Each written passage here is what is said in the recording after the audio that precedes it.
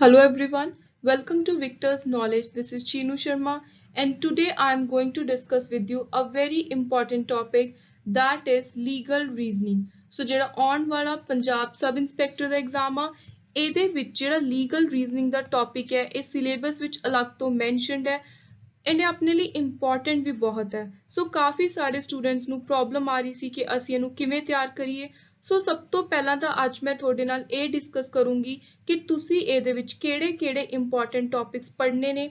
ਬਾਕੀ ਜਿਹੜੇ ਮੇਰੇ 100 MCQs ਨੇ ਇਹ ਮੈਂ ਬਹੁਤ ਹੀ ਜ਼ਿਆਦਾ ਡੀਪਲੀ ਰਿਸਰਚ ਕਰਨ ਤੋਂ ਬਾਅਦ ਤਿਆਰ ਕੀਤੇ ਨੇ। ਸੋ ਤੁਸੀਂ ਇਹਨਾਂ ਚੋਂ ਇੱਕ ਵੀ MCQ ਮਿਸ ਨਹੀਂ ਕਰਨਾ because ਇਹ ਸਭ ਤੋਂ ਜ਼ਿਆਦਾ most expected and most important MCQs ਨੇ। ਸੋ ਇਹਨਾਂ MCQs ਦੇ ਨਾਲ ਤੁਹਾਡਾ ਹਰ ਤਰ੍ਹਾਂ ਦਾ ਜਿਹੜਾ law ਦਾ ਏਰੀਆ ਹੈ legal reasoning ਦੇ ਲਈ ਉਹ ਤਿਆਰ ਹੋ ਜਾਊਗਾ। So firstly, let's look into the topics that needs to be covered under legal reasoning. So number 1 ਤੇ Indian Penal Code IPC ਕਿਉਂਕਿ ਤੁਹਾਨੂੰ ਪਤਾ ਹੈ ਕਿ ਤੁਹਾਡੀ ਇਹ ਜੌਬ ਕਿਸ ਤਰ੍ਹਾਂ ਦੀ ਹੋਊਗੀ ਜੋ ਤੁਸੀਂ ਸਬ ਇੰਸਪੈਕਟਰ ਲੱਗ ਗਏ ਤਾਂ ਤੁਹਾਡਾ ਰੋਜ਼ ਦਾ ਜਿਹੜੀਆਂ ਧਾਰਾਵਾਂ ਨੇ IPC ਹੈ ਇਹਦੇ ਅੰਦਰ ਕਿੰਨੀ ਸਜ਼ਾ ਹੈ ਕਿਹੜੇ ਕੋਡ ਦੇ ਅੰਦਰ ਤੁਸੀਂ ਕੇਸ ਦਰਜ ਕਰਨਾ ਹੈ ਇਹ ਸਾਰੀਆਂ ਚੀਜ਼ਾਂ ਦੀ ਜਾਣਕਾਰੀ ਆਪਾਂ ਨੂੰ IPC ਚ ਮਿਲਦੀ ਹੈ। ਸੋ IPC ਬਹੁਤ ਹੀ ਜ਼ਿਆਦਾ ਇੰਪੋਰਟੈਂਟ ਹੈ ਇਸ ਪੂਰੇ ਲੀਗਲ ਰੀਜ਼ਨਿੰਗ ਟੌਪਿਕ ਦੇ ਅੰਦਰ। ਨੈਕਸਟ ਹੈ ਸਿਚੁਏਸ਼ਨ ਫੈਕਟ ਬੇਸ। ਸੋ ਮੈਂ ਤੁਹਾਡੇ ਨਾਲ ਇੱਕ ਦੋ ਸਿਚੁਏਸ਼ਨ ਫੈਕਟ ਬੇਸ ਕੁਐਸਚਨ ਵੀ ਡਿਸਕਸ ਕਰੂੰਗੀ ਜਿਹਦੇ ਨਾਲ ਤੁਹਾਨੂੰ ਆਈਡੀਆ ਲੱਗ ਜੇ। ਵੈਸੇ ਤਾਂ ਤੁਹਾਨੂੰ ਇਹਦੇ ਚੋਂ ਨਾਰਮਲ ਕੁਐਸਚਨ ਆਉਣਗੇ ਬਟ ਬਾਈ ਚਾਂਸ ਜੇ ਤੁਹਾਨੂੰ ਸਿਚੁਏਸ਼ਨ ਬੇਸਡ ਆਉਂਦੇ ਨੇ ਤਾਂ ਤੁਸੀਂ ਉਸ ਚੀਜ਼ ਦੇ ਲਈ ਆਲਰੇਡੀ ਤਿਆਰ ਹੋਣੀ ਚਾਹੀਦੀ ਹੋ। ਨੈਕਸਟ ਆਉਂਦਾ ਲਾਅ ਆਫ ਟਾਰਟ ਕਨਸਟੀਟਿਊਸ਼ਨ ਇਹ ਆਪਣੇ ਪੋਲਿਟੀ ਹੈਡ ਦੇ ਅੰਦਰ ਵੀ ਪੜ੍ਹ ਲਿਆ ਪਰ ਇਹਦੇ ਅੰਦਰ ਕੀ ਹੈ ਲੀਗਲ ਰੀਜ਼ਨਿੰਗ ਦੇ ਵਿੱਚ ਤੁਸੀਂ ਇਹ ਸਮਝ ਲਓ ਵੀ ਤੁਹਾਨੂੰ ਕੁਝ ਵੀ ਆ ਸਕਦਾ ਹੈ ਕਨਸਟੀਟਿਊਸ਼ਨ ਦਾ ਇਹਦੇ ਸੋਰਸਿਸ ਇਹਦੇ ਇੰਪੋਰਟੈਂਟ ਅਮੈਂਡਮੈਂਟਸ। ਸੋ ਇਹ ਥੋੜਾ ਵਾਈਡ ਟੌਪਿਕ ਹੋ ਜਾਂਦਾ ਹੈ। ਨੈਕਸਟ ਹੈ Indian contract act current legal GK ਜਿਵੇਂ ਆਪਾਂ ਨੇ ਕਰੰਟ ਲੀਗਲ ਡਿਵੈਲਪਮੈਂਟ ਕੀਤੀਆਂ ਸੀ ਕੋਈ ਰੀਸੈਂਟ ਕੇਸਿਸ ਨੇ ਸੋ ਉਹ ਸਾਰਾ ਕੁਝ ਆ ਜਾਂਦਾ ਹੈ ਕਰੰਟ ਲੀਗਲ ਜੀਕੇ ਦੇ ਅੰਦਰ। ਨੈਕਸਟ ਕੋਈ ਵੀ ਰੈਂਡਮ ਟੌਪਿਕ ਕੋਈ ਪ੍ਰਿੰਸੀਪਲਸ ਹੁੰਦੇ ਨੇ ਲਾਅ ਦੇ ਜਿਹਨੂੰ ਆਪਾਂ ਮੈਗਜ਼ੀਮ ਕਹਿੰਦੇ ਆ ਜਾਂ ਫੈਮਿਲੀ ਲਾਅ ਦੇ ਵਿੱਚੋਂ ਕੁਐਸਚਨ ਆ ਸਕਦਾ ਹੈ ਸਿਵਲ ਲਾਅ ਚੋਂ ਆ ਸਕਦਾ ਹੈ। ਸੋ ਆਪਣਾ ਫਰਸਟ ਕੁਐਸਚਨ ਹੈ ਇਨ ਪੈਰਾਏ ਡਿਲਿਕਟੋ ਮੀਨਸ। ਸੋ ਪੈਰਾਏ ਉਰੇ ਆ ਗਿਆ ਪਾਰਟੀ ਡਿਲਿਕਟੋ ਇਨ ਡਿਸਪਿਊਟ। ਸੋ ਇਨ ਪੈਰਾਏ ਡਿਲਿਕਟੋ ਦਾ ਮਤਲਬ ਹੈ ਜਿੱਥੇ ਦੋਨੋਂ ਪਾਰਟੀਆਂ ਦਾ ਬਰਾਬਰ ਦਾ ਕਸੂਰ ਹੋਵੇ where both parties to a dispute are equally at fault. Next is lex loci mean. lex loci ਦਾ ਮਤਲਬ ਹੈ ਜਿਹੜੀ ਜਗ੍ਹਾ ਤੇ ਤੁਸੀਂ ਕ੍ਰਾਈਮ ਕੀਤਾ ਹੈ ਉੱਥੋਂ ਦਾ law of a place. ਸੋ ਜਿਹੜਾ ਇਹ ਕੁਐਸਚਨ ਹੈ ਇਹ ਕਾਫੀ ਵਾਰੀ ਐਗਜ਼ਾਮਸ ਦੇ ਵਿੱਚ ਰਿਪੀਟ ਹੁੰਦਾ ਹੈ। ਸੋ ਮੈਂ ਆਪਣੇ ਵੱਲੋਂ ਤੁਹਾਨੂੰ ਜੋ ਇਹ 100 MCQ ਅੱਜ ਕਰਵਾਉਂਗੀ ਸੋ these are from the best of my knowledge and experience ਤੇ ਤੁਸੀਂ ਇਹਨਾਂ ਦੇ ਵਿੱਚੋਂ ਇੱਕ ਵੀ ਕੁਐਸਚਨ ਮਿਸ ਕਰਨਾ ਅਫੋਰਡ ਨਹੀਂ ਕਰ ਸਕਦੇ। ਨੈਕਸਟ ਹੈ ਇਹਨਾਂ ਦੇ ਵਿੱਚੋਂ ਕਿਹੜੀ ਹਾਈ ਕੋਰਟ ਸਭ ਤੋਂ ਪੁਰਾਣੀ ਹੈ India the. So that is high court of Calcutta. Next fourth ਇਹ ਹੁਣ ਸਿਚੁਏਸ਼ਨ ਬੇਸਡ ਕੁਐਸਚਨ ਆ ਗਿਆ ਮੈਂ ਇਹ ਤੁਹਾਨੂੰ ਇਸੇ ਲਈ ਦੇ ਰਹੀ ਹਾਂ ਤੇ ਬਹੁਤ ਸੌਖਾ ਜਿਹਾ ਕੁਐਸਚਨ ਦਿੱਤਾ ਹੈ ਜਿਹਦੇ ਨਾਲ ਜੇ ਐਗਜ਼ਾਮ ਦੇ ਵਿੱਚ ਤੁਹਾਨੂੰ ਬਾਈ ਚਾਂਸ ਇਸ ਤਰ੍ਹਾਂ ਦਾ ਕੁਐਸਚਨ ਆਉਂਦਾ ਤਾਂ ਤੁਹਾਨੂੰ ਪਤਾ ਹੋਵੇ ਕਿ ਅਸੀਂ ਉਸ ਨੂੰ ਕਿਵੇਂ ਸੋਲਵ ਕਰਨਾ ਹੈ। ਸੋ ਆਪਾਂ ਪਹਿਲਾਂ ਪ੍ਰਿੰਸੀਪਲ ਦੇਖ ਲੈਂਦੇ ਹਾਂ where one of the party to contract was able to dominate the decision of the other party the contract is enforceable only at the option of the party who was able to dominate the decision of the other. So simple ਨੂੰ ਤੁਸੀਂ ਇਹਦਾ ਮਤਲਬ ਸਮਝਣਾ ਕਹਿੰਦੇ ਜਿੱਥੇ ਕੋਈ ਆਪਸ contract ਕਰ ਰਿਹਾ ਦੋ ਪਾਰਟੀਆਂ ਨੇ ਇੱਕ ਪਾਰਟੀ ਇਹ ਜੀ ਪੋਜੀਸ਼ਨ ਤੇ ਹੈ ਜਿਹੜੀ ਦੂਜੀ ਪਾਰਟੀ ਦੇ ਉੱਤੇ ਜ਼ਿਆਦਾ ਅਸਰਦਾਰ ਹੈ ਡੋਮੀਨੇਟ ਕਰ ਰਹੀ ਹੈ ਤਾਂ ਕਹਿੰਦੇ ਜਿਹੜਾ ਕੰਟਰੈਕਟ ਇਨਫੋਰਸ ਕਰਵਾਉਣਾ ਹੈ ਲਾਗੂ ਕਰਵਾਉਣਾ ਉਹ ਉਸੇ ਪਾਰਟੀ ਦੇ ਮਰਜ਼ੀ ਦੇ ਨਾਲ ਉਸੇ ਪਾਰਟੀ ਦੇ ਵੱਲੋਂ ਹੀ ਲਾਗੂ ਕਰਵਾਇਆ ਜਾਊਗਾ ਜਿਹੜੀ ਪਾਰਟੀ ਇੱਕ ਹਾਇਰ ਪੋਜੀਸ਼ਨ ਦੇ ਉੱਤੇ ਬੈਠੀ ਹੈ। ਸੋ ਹੁਣ ਆਪਾਂ ਫੈਕਟ ਦੇਖ ਲੈਂਦੇ ਆ ਇਸ ਪ੍ਰਿੰਸੀਪਲ ਨੂੰ ਆਪਾਂ ਨੇ ਇਹ ਪ੍ਰਿੰਸੀਪਲ ਆ ਗਿਆ ਆਈ ਹੋਪ ਤੁਸੀਂ ਸਿੰਪਲ ਜਿਹਾ ਪ੍ਰਿੰਸੀਪਲ ਸਮਝ ਗਏ ਹੋਵੋਗੇ ਕਿ ਡੋਮੀਨੇਟਿੰਗ ਪਾਰਟੀ ਕੰਟਰੈਕਟ ਦਾ ਜੋ ਡਿਸੀਜਨ ਹੈ ਉਹਨੂੰ ਅਸਰ ਕਰੂਗੀ। ਸੋ ਹੁਣ ਫੈਕਟ ਆਪਾਂ ਨੂੰ ਦੇਤਾ ਇੱਕ ਸਿਚੁਏਸ਼ਨ ਦੇਤੀ ਸੋ ਕਹਿੰਦੇ ਇੱਕ ਡਾਕਟਰ ਹੈ ਉਹਨੇ ਆਪਣੇ ਪੇਸ਼ੈਂਟ ਨੂੰ ਕਿਹਾ ਕਿ ਮੈਂ ਤੇਰਾ ਬੁਖਾਰ ਦਾ ਇਲਾਜ ਕਰਨਾ ਮੈਨੂੰ 10 ਲੱਖ ਰੁਪਏ ਦੇ। So a doctor asked his patient to make a payment of rupee 10 lakh for treatment of his fever. So patient ਸੀ ਜਿਹੜਾ ਉਹਨੇ 5 ਲੱਖ ਰੁਪਏ ਦੇ ਤੇ ਤੇ ਬਾਕੀ ਉਹ ਕਹਿੰਦਾ 5 ਲੱਖ ਮੈਂ ਜਦੋਂ ਮੇਰਾ ਟ੍ਰੀਟਮੈਂਟ ਹੋ ਗਿਆ ਮੈਂ ਉਸ ਤੋਂ ਬਾਅਦ ਦੇ ਦੂੰਗਾ। ਸੋ ਟ੍ਰੀਟਮੈਂਟ ਕਰਤਾ ਡਾਕਟਰ ਨੇ, ਪੇਸ਼ੈਂਟ ਬੁਖਾਰ ਤੋਂ ਰਿਕਵਰ ਹੋ ਗਿਆ, ਉਹਦਾ ਬੁਖਾਰ ਉਤਰ ਗਿਆ। ਹੁਣ ਡਾਕਟਰ ਨੇ ਬਾਕੀ ਦਾ ਪੈਸਾ ਮੰਗਿਆ ਤਾਂ ਪੇਸ਼ੈਂਟ ਨੇ ਮਨਾ ਕਰਤਾ। ਸੋ ਹੁਣ ਆਪਾਂ ਨੇ ਆਹ ਵਾਲੇ ਪ੍ਰਿੰਸੀਪਲ ਨੂੰ ਅਪਲਾਈ ਕਰਕੇ ਦੇਖਣਾ ਵੀ ਇਹਨਾਂ ਚਾਰਾਂ ਸਿਚੁਏਸ਼ਨ ਦੇ ਵਿੱਚੋਂ ਕਿਹੜੀ ਸਿਚੁਏਸ਼ਨ ਸਹੀ ਰਹੂਗੀ। ਸੋ ਉਰੇ ਜਿਹੜਾ ਸਹੀ ਆਨਸਰ ਹੈ ਉਹ ਹੈ option D, the contract is enforceable against the patient by the doctor। ਕਿਉਂ? ਕਿਉਂਕਿ ਡਾਕਟਰ ਉਰੇ ਡੋਮੀਨੇਟਿੰਗ ਪੋਜੀਸ਼ਨ ਤੇ ਹੈ। ਸੋ ਡਾਕਟਰ ਨੇ ਜਦੋਂ ਪੇਸ਼ੈਂਟ ਨੂੰ ਆਫਰ ਕੀਤਾ ਸੀ ਵੀ ਮੈਂ ਤੇਰੇ ਤੋਂ 10 ਲੱਖ ਰੁਪਇਆ ਲਊਂਗਾ ਤੇਰਾ ਬੁਖਾਰ ਦਾ ਇਲਾਜ ਕਰਨ ਲਈ, ਪੇਸ਼ੈਂਟ ਉਸੇ ਸਮੇਂ ਮਨਾ ਕਰ ਸਕਦਾ ਸੀ। ਜੇ ਪੇਸ਼ੈਂਟ ਨੇ ਹਾਂ ਕਰਕੇ ਡਾਕਟਰ ਤੋਂ ਇਲਾਜ ਕਰਵਾਇਆ ਤਾਂ ਹੁਣ ਚਾਹੇ ਉਹ ਬੁਖਾਰ ਦੇ ਹੋਰ 5 ਲੱਖ ਰੁਪਇਆ ਮੰਗ ਰਿਹਾ, ਪੇਸ਼ੈਂਟ ਨੂੰ ਉਹ ਪੈਸੇ ਦੇਣੇ ਪੈਣਗੇ। ਸੋ ਇਹ ਹੈ ਸਿੰਪਲ ਜਿਹਾ ਇੱਕ ਫੈਕਚੁਅਲ ਬੇਸਡ ਸਿਚੁਏਸ਼ਨ। ਸੋ ਇਹ ਮੈਂ ਤੁਹਾਨੂੰ ਇਸੇ ਲਈ ਪ੍ਰੋਵਾਈਡ ਕਰਵਾ ਰਹੀ ਹਾਂ ਕਿਉਂਕਿ ਰੀਜ਼ਨਿੰਗ ਦੇ ਵਿੱਚ ਤੁਸੀਂ ਦੇਖਿਆ ਹੋ ਕਿ ਸਟੇਟਮੈਂਟ, ਕਨਕਲੂਜਨ, ਐਜ਼ੰਪਸ਼ਨ ਇਦਾਂ ਦੇ ਕੁਐਸਚਨ ਬਹੁਤ ਵਾਰੀ ਦੇਖਣ ਨੂੰ ਮਿਲਦੇ ਨੇ। ਸੋ ਲੀਗਲ ਰੀਜ਼ਨਿੰਗ ਦੇ ਵਿੱਚ ਵੀ ਇਹ ਪ੍ਰਿੰਸੀਪਲ ਫੈਕਟਸ ਵਾਲੇ ਕੁਐਸਚਨ ਆ ਸਕਦੇ ਨੇ। ਸੋ ਤੁਸੀਂ ਇਹਦੇ ਲਈ ਪ੍ਰਿਪੇਅਰ ਰਹਿਣਾ ਹੈ। ਇਹ ਬਹੁਤ ਹੀ ਜ਼ਿਆਦਾ ਸਿੰਪਲ ਜਿਹੇ ਕੁਐਸਚਨ ਹੁੰਦੇ ਨੇ, ਬਸ ਆਪਾਂ ਨੇ ਇਸ ਸਿਚੁਏਸ਼ਨ ਦੇ ਵਿੱਚ ਆਪਣੇ ਆਪ ਨੂੰ ਰੱਖ ਕੇ ਦੇਖਣਾ ਵੀ ਜੇ ਅਸੀਂ ਹੋਈਏ ਇਸ ਪ੍ਰਿੰਸੀਪਲ ਨੂੰ ਅਪਲਾਈ ਕਰਕੇ ਆਪਾਂ ਕੀ ਡਿਸੀਜਨ ਲਵਾਂਗੇ। So fifth is what does legal term caveat emptor refer to? So caveat emptor ਦਾ ਮਤਲਬ ਹੁੰਦਾ ਹੈ let the buyer beware। ਇਹ ਉੱਥੇ ਅਪਲਾਈ ਕੀਤੀ ਜਾਂਦੀ ਹੈ ਜਿੱਥੇ ਆਪਾਂ ਕਹਿੰਦੇ ਆ ਵੀ ਬਾਈ ਚਾਂਸ ਜਿਹੜਾ ਬਾਇਰ ਹੈ ਉਹ ਕੋਈ ਦੁਕਾਨਦਾਰ ਤੋਂ ਸਮਾਨ ਖਰੀਦਣ ਗਏ, ਆਪਣੇ ਕੋਲ ਚਾਂਸ ਸੀ ਜਿਵੇਂ ਹੁਣ ਕੋਈ ਐਕਸਪਾਇਰੀ ਵਾਲੀ ਚੀਜ਼ ਹੈ, ਆਪਾਂ ਚੈੱਕ ਕਰ ਲੈਂਦੇ ਆ ਕਿ ਬ੍ਰੈਡ ਹੈ, ਦੁੱਧ ਹੈ, ਇਹ ਐਕਸਪਾਇਰ ਤਾਂ ਨਹੀਂ। ਸੋ ਕਹਿੰਦੇ ਉੱਥੇ ਇਹ ਅਪਲਾਈ ਕੀਤਾ ਜਾਂਦਾ ਵੀ ਬਾਇਰ ਨੂੰ ਜਾਗਰੂਕ ਰਹਿਣਾ ਚਾਹੀਦਾ। ਨੈਕਸਟ ਹੈ sixth, which of the following is entrusted with the statutory duty of laying down the standard of professional conduct and etiquette for advocates in India?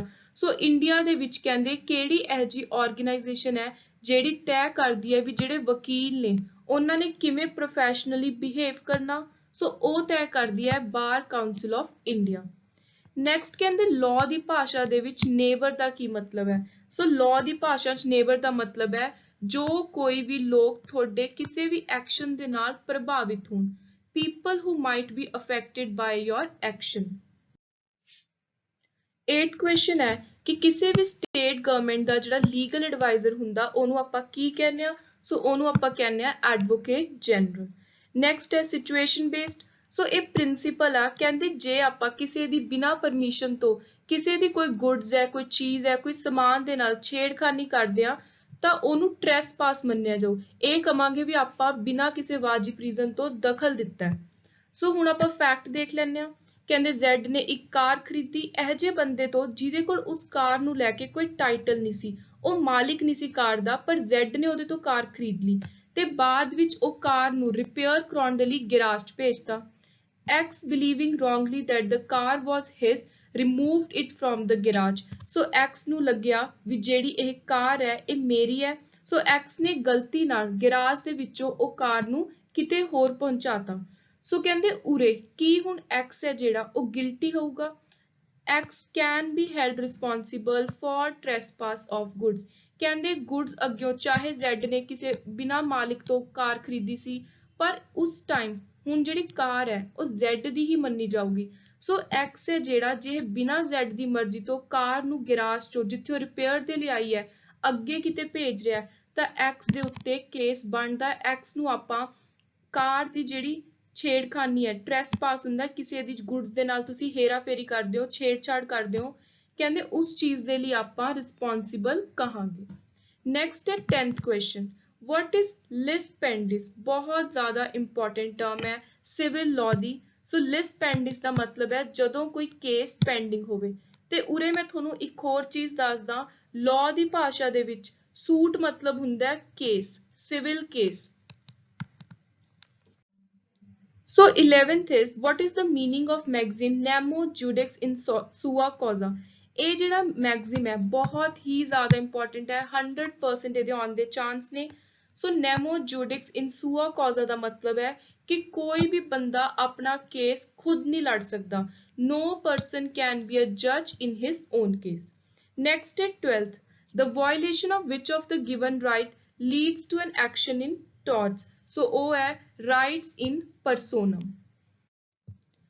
So 13th is when the consent of a party to contract has been obtained by undue influence, fraud, misrepresentation. ਕਹਿੰਦੇ ਜਦੋਂ ਆਪਾਂ ਕਿਸੇ ਦੇ ਨਾਲ ਕੋਈ agreement ਕਰ ਰਹੇ ਹਾਂ, ਕੰਟਰੈਕਟ ਕਰ ਰਹੇ ਹਾਂ, ਜਿਹੜਾ ਆਪਾਂ ਉਹਦੇ ਸਾਈਨ ਲੈ ਰਹੇ ਹਾਂ, ਉਹਦੀ ਕੰਸੈਂਟ ਲੈ ਰਹੇ ਹਾਂ, ਉਹ ਆਪਾਂ ਫਰਾਡ ਦੇ ਨਾਲ ਲਈਏ, ਉਹਦੇ ਉੱਤੇ ਪ੍ਰੈਸ਼ਰ ਪਾ ਕੇ ਲਈਏ, ਉਹਨੂੰ ਗਲਤ ਫੈਕਟਸ ਦੱਸ ਕੇ ਲਈਏ, ਤਾਂ ਕਹਿੰਦੇ ਜਿਹੜਾ ਕੰਟਰੈਕਟ ਹੈ ਉਹ ਕੰਟਰੈਕਟ ਵੈਲਿਡ ਨਹੀਂ ਹੋਊਗਾ, ਉਹ ਹੋਊਗਾ voidable.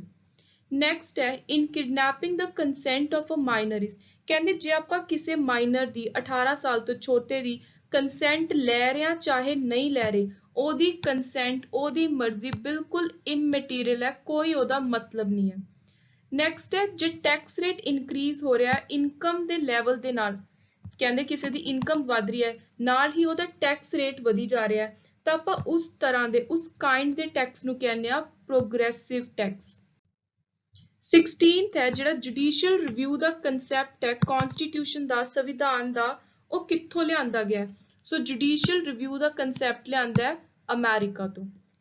ਨੈਕਸਟ ਹੈ ਰਾਈਟ ਟੂ ਲਾਈਫ, ਕਹਿੰਦੇ ਰਾਈਟ ਟੂ ਲਾਈਫ ਕੀ ਹੈ? ਇੱਕ ਫੰਡਾਮੈਂਟਲ ਰਾਈਟ ਹੈ. ਨੈਕਸਟ ਸੁਪਰੀਮ ਕੋਰਟ ਦੇ ਵਿੱਚ ਕੁੱਲ ਜੱਜਿਸ ਦੀ ਸਟਰੈਂਥ ਕਿੰਨੀ ਹੈ? ਸੋ ਉਹ ਹੈ 34, option D. Which of the following is not a writ, ਇਹਨਾਂ ਦੇ ਵਿੱਚੋਂ ਰਿਟ ਕਿਹੜੀ ਨਹੀਂ ਹੈ? ਪਹਿਲਾਂ ਤਾਂ ਤੁਸੀਂ ਇਹ ਦੇਖ ਲਓ, ਰਿਟ ਦੇ ਦੋ ਆਰਟੀਕਲ ਤਿਆਰ ਕਰ ਲਓ, ਆਰਟੀਕਲ 32 ਤੇ ਆਰਟੀਕਲ 226. ਜੇ ਹਾਈ ਕੋਰਟ 'ਚ ਰਿਟ ਪਾਉਣੀ ਹੈ ਤਾਂ ਇਹਦੇ ਅੰਦਰ ਪਾਉਂਗੇ, ਜੇ ਤੁਸੀਂ ਸੁਪਰੀਮ ਕੋਰਟ 'ਚ ਪਾਉਣੀ ਹੈ ਤਾਂ ਆਰਟੀਕਲ 32 'ਚ. ਸੋ ਇਹਨਾਂ ਦੇ ਵਿੱਚੋਂ ਵਾਰੰਟ ਕੋਈ ਵੀ ਰਿਟ ਨਹੀਂ ਹੈ, ਬਾਕੀ ਇਹ ਤਿੰਨੋਂ ਰਿਟ ਦੀਆਂ ਕਾਈਂਡਸ ਨੇ.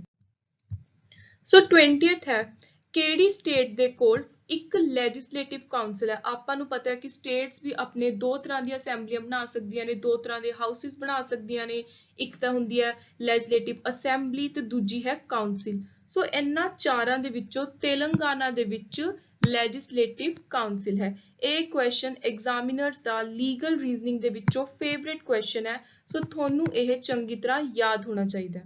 ਸੋ ਬਾਕੀ ਜਿੰਨੀਆਂ ਵੀ ਲੈਜਿਸਲੇਟਿਵ ਕਾਉਂਸਲਸ ਨੇ, ਇਹ ਮੈਂ ਤੁਹਾਨੂੰ ਸੈਂਟਰ ਐਂਡ ਸਟੇਟ ਲੈਜਿਸਲੇਚਰ ਦਾ ਜਿਹੜਾ ਟੌਪਿਕ ਕਰਾਇਆ ਸੀ ਉਹਦੇ ਅੰਦਰ ਵੀ ਮੈਂ ਤੁਹਾਨੂੰ ਕਿਹਾ ਸੀ ਕਿ ਕਮੈਂਟਸ ਵਿੱਚੋਂ ਲਿਖੋ ਕਿ ਕਿਹੜੀਆਂ-ਕਿਹੜੀਆਂ ਸਟੇਟਸ ਦੇ ਕੋਲ ਲੈਜਿਸਲੇਟਿਵ ਕਾਉਂਸਲ ਹੈ. ਸੋ ਬਹੁਤ ਸਾਰੇ ਸਟੂਡੈਂਟਸ ਨੇ ਇਹਦਾ ਸਹੀ ਆਨਸਰ ਕੀਤਾ ਸੀ, ਤਾਂ ਮੈਂ ਤੁਹਾਨੂੰ ਦੁਬਾਰਾ ਰਿਪੀਟ ਕਰ ਰਹੀ ਹਾਂ ਕਿ ਤੁਸੀਂ ਇਹ 100% ਤਿਆਰ ਕਰਕੇ ਜਾਣਾ ਵੀ ਕਿਹੜੀਆਂ-ਕਿਹੜੀਆਂ ਸਟੇਟਸ ਦੇ ਦੋ ਹਾਊਸਿਸ ਨੇ.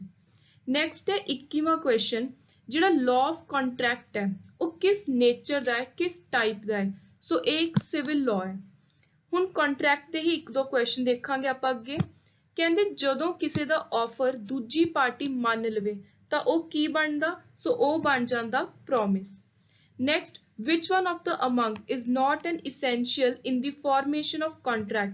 ਸੋ ਕੰਟਰੈਕਟ ਬਣਾਉਣ ਦੇ ਲਈ ਇਹਨਾਂ ਦੇ ਵਿੱਚੋਂ ਕਿਹੜੀ ਚੀਜ਼ ਜ਼ਰੂਰੀ ਨਹੀਂ ਹੈ? ਸੋ ਡੈਮੇਜਿਸ ਕੋਈ ਜ਼ਰੂਰੀ ਨਹੀਂ ਹੈ, ਆਪਾਂ ਆਫਰ ਵੀ ਹੋਣਾ ਚਾਹੀਦਾ, ਆਫਰ ਬੰਦਾ ਦੂਜਾ ਐਕਸੈਪਟ ਕਰੇ, ਤੇ ਵਿੱਚ ਕੋਈ ਕੰਸੀਡਰੇਸ਼ਨ, ਚਾਹੇ ਕੋਈ ਮੋਨੇਟਰੀ ਕੰਸੀਡਰੇਸ਼ਨ ਹੈ ਚਾਹੇ ਕੋਈ ਹੋਰ ਆ ਕੰਸੀਡਰੇਸ਼ਨ, ਕੋਈ ਮਤਲਬ ਕੋਈ ਰੀਜ਼ਨ ਹੋਣਾ ਚਾਹੀਦਾ ਤੁਹਾਡੇ ਕੰਟਰੈਕਟ ਦਾ, ਤੇ ਉਹ ਇੱਕ ਲੀਗਲ ਕੰਸੀਡਰੇਸ਼ਨ ਹੋਣੀ ਚਾਹੀਦੀ ਹੈ.